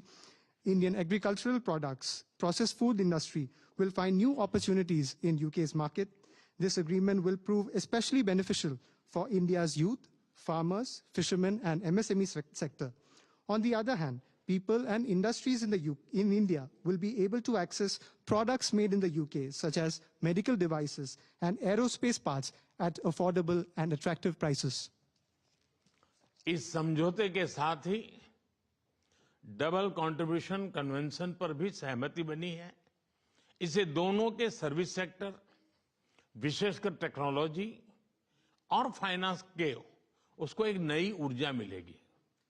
Ease of doing business को गति मिलेगी, कॉस्ट ऑफ डूइंग बिजनेस घटेगा और कॉन्फिडेंस ऑफ डूइंग बिजनेस बढ़ेगा। साथ ही UK की अर्थव्यवस्था को भारतीय स्किल टैलेंट मिलेगा। इन समझौतों से दोनों देशों में निवेश बढ़ेगा और रोजगार के नए अवसर बनेंगे। इतना ही नहीं, दो लोकतांत्रिक देशों और विश्व की दो बड़ी इकोनॉमीज के बीच हुए यह समझौते वैश्विक स्थिरता और समृद्धि को भी बल देंगे। Along with this agreement, we also have reached a consensus on the Double Contribution Convention. This will inject new energy into the service sectors of both countries, especially in technology and finance. It will promote ease of doing business, reduce cost of doing business, and increase the confidence of doing business. Additionally, UK's economy would benefit from India's skilled talent. These agreements will enhance investments and generate new employment opportunities in both countries. Moreover, as agreements reached between two democracies and two of the world's major economies, they will lend support to global stability and global prosperity. Friends, अगले दशक में हमारी comprehensive strategic partnership को नई गति और ऊर्जा देने के लिए विजन 2035 जारी किया जा रहा है। यह टेक्नोलॉजी, डिफेंस, क्लाइमेट, एजुकेशन और पीपल टू पीपल कनेक्ट के क्षेत्रों में एक मजबूत, भरोसेमंद और महत्वाकांक्षी साझेदारी का रोड मैप बनेगा। Friends, to give new momentum and energy to our comprehensive strategic partnership in the coming decade, today we are launching our Vision 2035. Vision 2035 is a roadmap that will form the basis of a strong, trustworthy, and ambitious partnership in the fields of technology, defense, climate, education, and people-to-people connect. Defence और security में साझेदारी के लिए defence industrial road map बनाया गया है। हमारी technology security initiative को और मजबूत करने पर काम किया जाएगा। It is our commitment that from AI to critical minerals, semiconductors to cyber security, we shall create the future together. A defense industrial roadmap has also been drawn up for partnership in defense and security. Work will continue on strengthening our technology security initiative. It is our commitment that from AI to critical minerals, from semiconductors to cybersecurity, we shall create the future together. Friends, शिक्षा के क्षेत्र में भी दोनों देश मिलकर एक नया चैप्टर लिख रहे हैं। यूके की 6 यूनिवर्सिटीज भारत में कैंपस खोल रही है। पिछले हफ्ते ही भारत के गुरुग्राम शहर में साउथ हैम्पटन यूनिवर्सिटी कैंपस का उद्घाटन हुआ है। Friends, in the field of education too, we are writing a new chapter together. 6 universities of the UK are opening their campuses in India. Just last week, the University of Southampton inaugurated its campus in the city of Gurugram in India. Friends, Pahalgam में हुए आतंकवादी हमले की कठोर निंदा के लिए हम प्रधानमंत्री स्टारमर और उनकी सरकार का आभार व्यक्त करते हैं। हम एक मत हैं कि आतंकवाद के खिलाफ लड़ाई में दोहरे मापदंडों का कोई स्थान नहीं है। हम इस बात पर भी सहमत हैं कि एक्सट्रीमिस्ट विचारधारा वाली शक्तियों को डेमोक्रेटिक फ्रीडम का दुरुपयोग नहीं करने दिया जा सकता। Those who misuse democratic freedoms to undermine democracy itself must be held account. Economic offenders के प्रत्यार्पण के विषय पर भी हमारी एजेंसी सहयोग और समन्वय से काम करती रहेगी। Friends, we thank the Prime Minister and his government for strong condemnation of the terrorist attack in Pahalgam. We are united in the belief that there is no place for double standards in the fight against terrorism. We also agree that the forces which espouse extremist ideologies should not be allowed to misuse democratic freedoms. Those who misuse democratic freedoms to undermine democracy itself must be held to account. Our security agencies will continue to enhance cooperation and coordination on matters such as the extradition of economic offenders. Friends, Indo Pacific में शांति और स्थिरता, Ukraine में चल रहे संघर्ष और पश्चिम Asia की स्थिति पर हम विचार साझा करते रहे हैं। हम जल्द से जल्द शांति और स्थिरता की बहाली का समर्थन करते हैं। सभी देशों की संप्रभुता और क्षेत्रीय अखंडता का सम्मान अनिवार्य है। आज के युग की मांग विस्तारवाद नहीं, विकासवाद ही है। Friends, we have continued to exchange views on peace and stability in the Indo-Pacific, the ongoing conflict in Ukraine, and the situation in West Asia. We support early restoration of peace and stability. Respect for sovereignty and territorial integrity of all countries is essential. Today's era demands development, not expansionism. Friends, पिछले महीने अहमदाबाद में हुई दुर्घटना में मारे गए लोगों में कई यूके के नागरिक भाई बहन भी थे। उनके परिवार वालों के प्रति हम संवेदनाएं प्रकट करते हैं। यूके में रहने वाले भारतीय मूल के लोग हमारे संबंधों में एक लिविंग ब्रिज का काम करते हैं। They did not just bring curry from India, but also creativity, commitment and character. इनका योगदान सिर्फ यूके की समृद्ध इकोनॉमी तक सीमित नहीं है, बल्कि यूके के कल्चर, स्पोर्ट्स और पब्लिक सर्विस में भी दिखता है। Friends, last month in the unfortunate plane crash in Ahmedabad, our sisters and brothers of the UK were among those who lost their lives. I would like to express my deepest condolences to the families of the victims.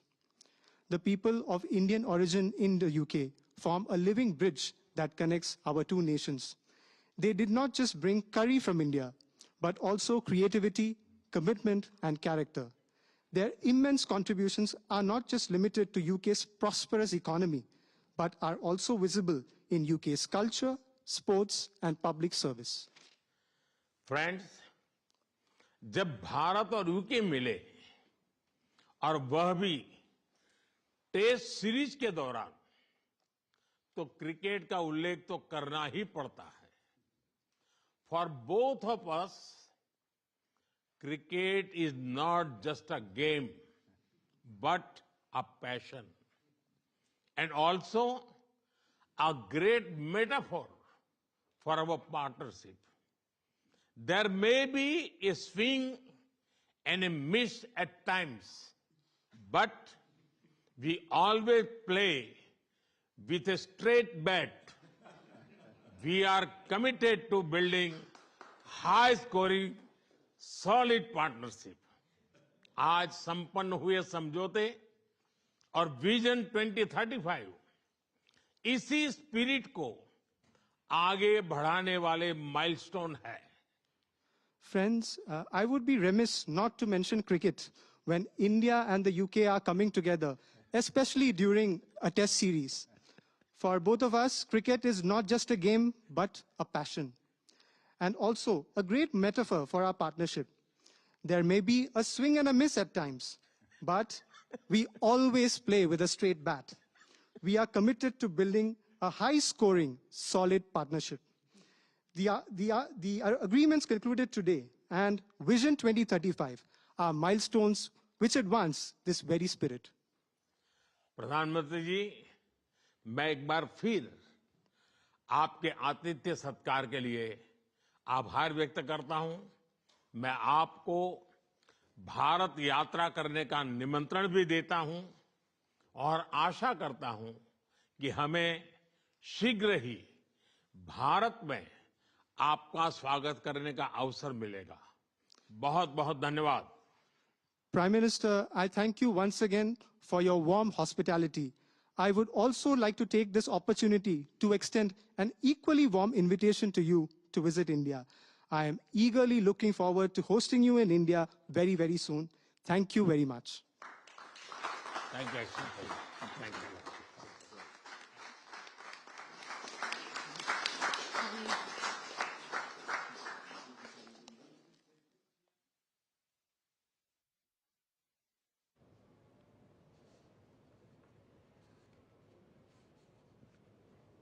तो comprehensive economic trade agreement दोनों देशों के बीच हो गया है, भारत और Britain के बीच. और जब दोनों देशों के राष्ट्राध्यक्ष इस मुद्दे पर अपनी बात सामने रख रहे थे तो दोनों ही देशों के प्रधानमंत्री ने जिस उत्साह के साथ चीजों को सामने रखा वो वाकई सराहनीय थी. लेकिन जो बड़ी बातें रही वो आपके सामने रखेंगे, क्योंकि सबसे पहले ब्रिटेन के प्रधानमंत्री कियर स्टारमर ने अपनी बात रखी, उसके बाद प्रधानमंत्री नरेंद्र मोदी ने. और बड़ी बात यही कि कई सालों के बाद दोनों देशों के बीच व्यापक आर्थिक और व्यापार समझौता हुआ है. प्रधानमंत्री नरेंद्र मोदी ने इस महत्व को, इस एफटीए के महत्व को रेखांकित किया कि ये एक व्यापक आर्थिक और व्यापार समझौता है जो दोनों देशों के लिए बहुत महत्वपूर्ण है, क्योंकि ये समझौता साझा समृद्धि का समझौता है. यानी सिर्फ एक देश लाभान्वित नहीं, दोनों देश इससे बहुत ज्यादा लाभान्वित होते नजर आएंगे.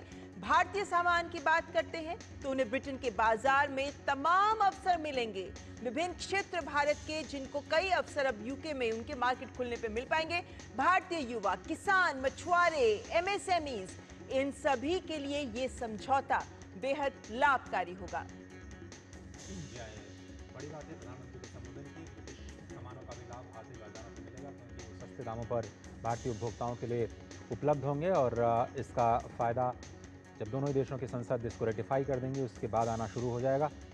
जो टैरिफ में कंसेशंस हैं उसकी शुरुआत हो जाएगी. डबल कंट्रीब्यूशन कन्वेंशन पर भी सहमति बनी है, दूसरा बड़ा समझौता जिस पर दोनों ही देश सहमत हुए हैं. सोशल सिक्योरिटी के लिहाज से भारत के जो वर्कर्स हैं उनको लाभ मिलेगा. यूके की अर्थव्यवस्था को भारतीय स्किल्ड टैलेंट मिलेगा, क्योंकि यहाँ से जो लोग 3 सालों के लिए काम करने के लिए जाएंगे उनके एम्प्लॉयर्स को कंट्रीब्यूशन केवल भारत में देना होगा. रोजगार के नए अवसर बढ़ेंगे, निवेश के भी मौके बढ़ेंगे. ऐसा माना जा रहा है कि एफडीआई जो कि ब्रिटेन से भारत में आ रहा है उसमें बढ़ोतरी हो सकती है.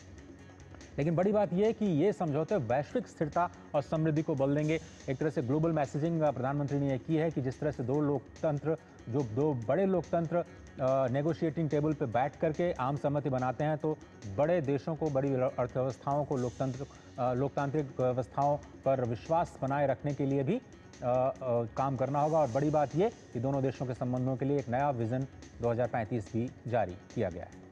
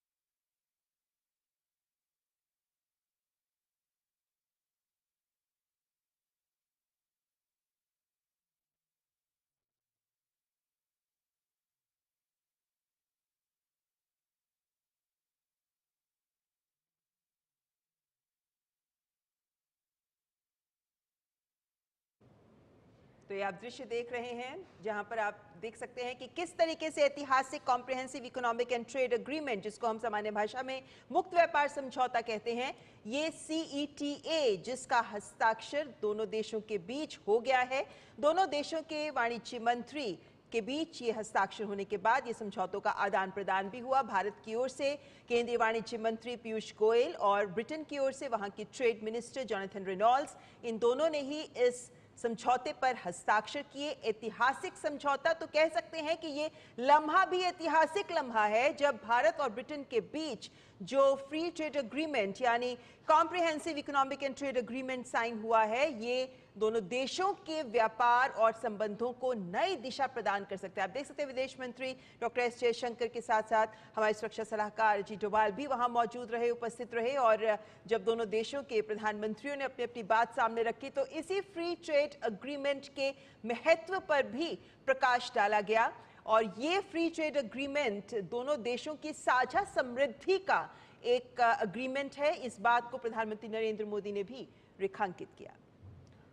तो एक तरह से 3 बड़े मसौदे पर हस्ताक्षर हुए हैं। एक तो CETA जो कॉम्प्रिहेंसिव इकोनॉमिक ट्रेड एग्रीमेंट, दूसरा डबल कंट्रीब्यूशन कन्वेंशन और तीसरा इंडिया UK विजन 2035। अगले 10 सालों में कैसे दोनों देश न केवल ट्रेड बल्कि दूसरे व्यापक वैश्विक विषयों पर, मिसाल के तौर पर पर्यावरण, क्लाइमेट के साथ साथ सुरक्षा और वैश्विक स्थिरता के लिए काम करते हुए नजर आएंगे। चलिए, इस वक्त हमारे साथ दोनों मेहमान जुड़े हुए हैं। एम्बेसडर मंजू सेठ भी जुड़ी हुई हैं और प्रोफेसर अभिजीत दास भी हमारे साथ जुड़े हुए हैं।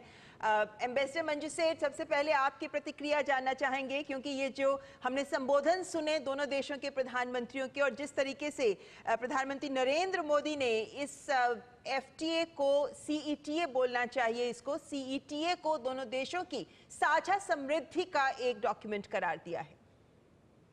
बिल्कुल सही कहा आपने। साथ में चल के दोनों की समृद्धि होगी, वो डेवलपमेंट होगा, पार्टनरशिप है। और दोनों प्राइम मिनिस्टर्स की जो स्टेटमेंट्स थे बहुत ही पॉजिटिव और अपबीट थे और बिल्कुल वेरी वेरी ऑप्टिमिस्टिक कि फ्यूचर ग्रोथ होगी दोनों के इन्वेस्टमेंट्स में, ट्रेड में, और एम्प्लॉयमेंट क्रिएट करेंगे। और प्लस ये भी कहा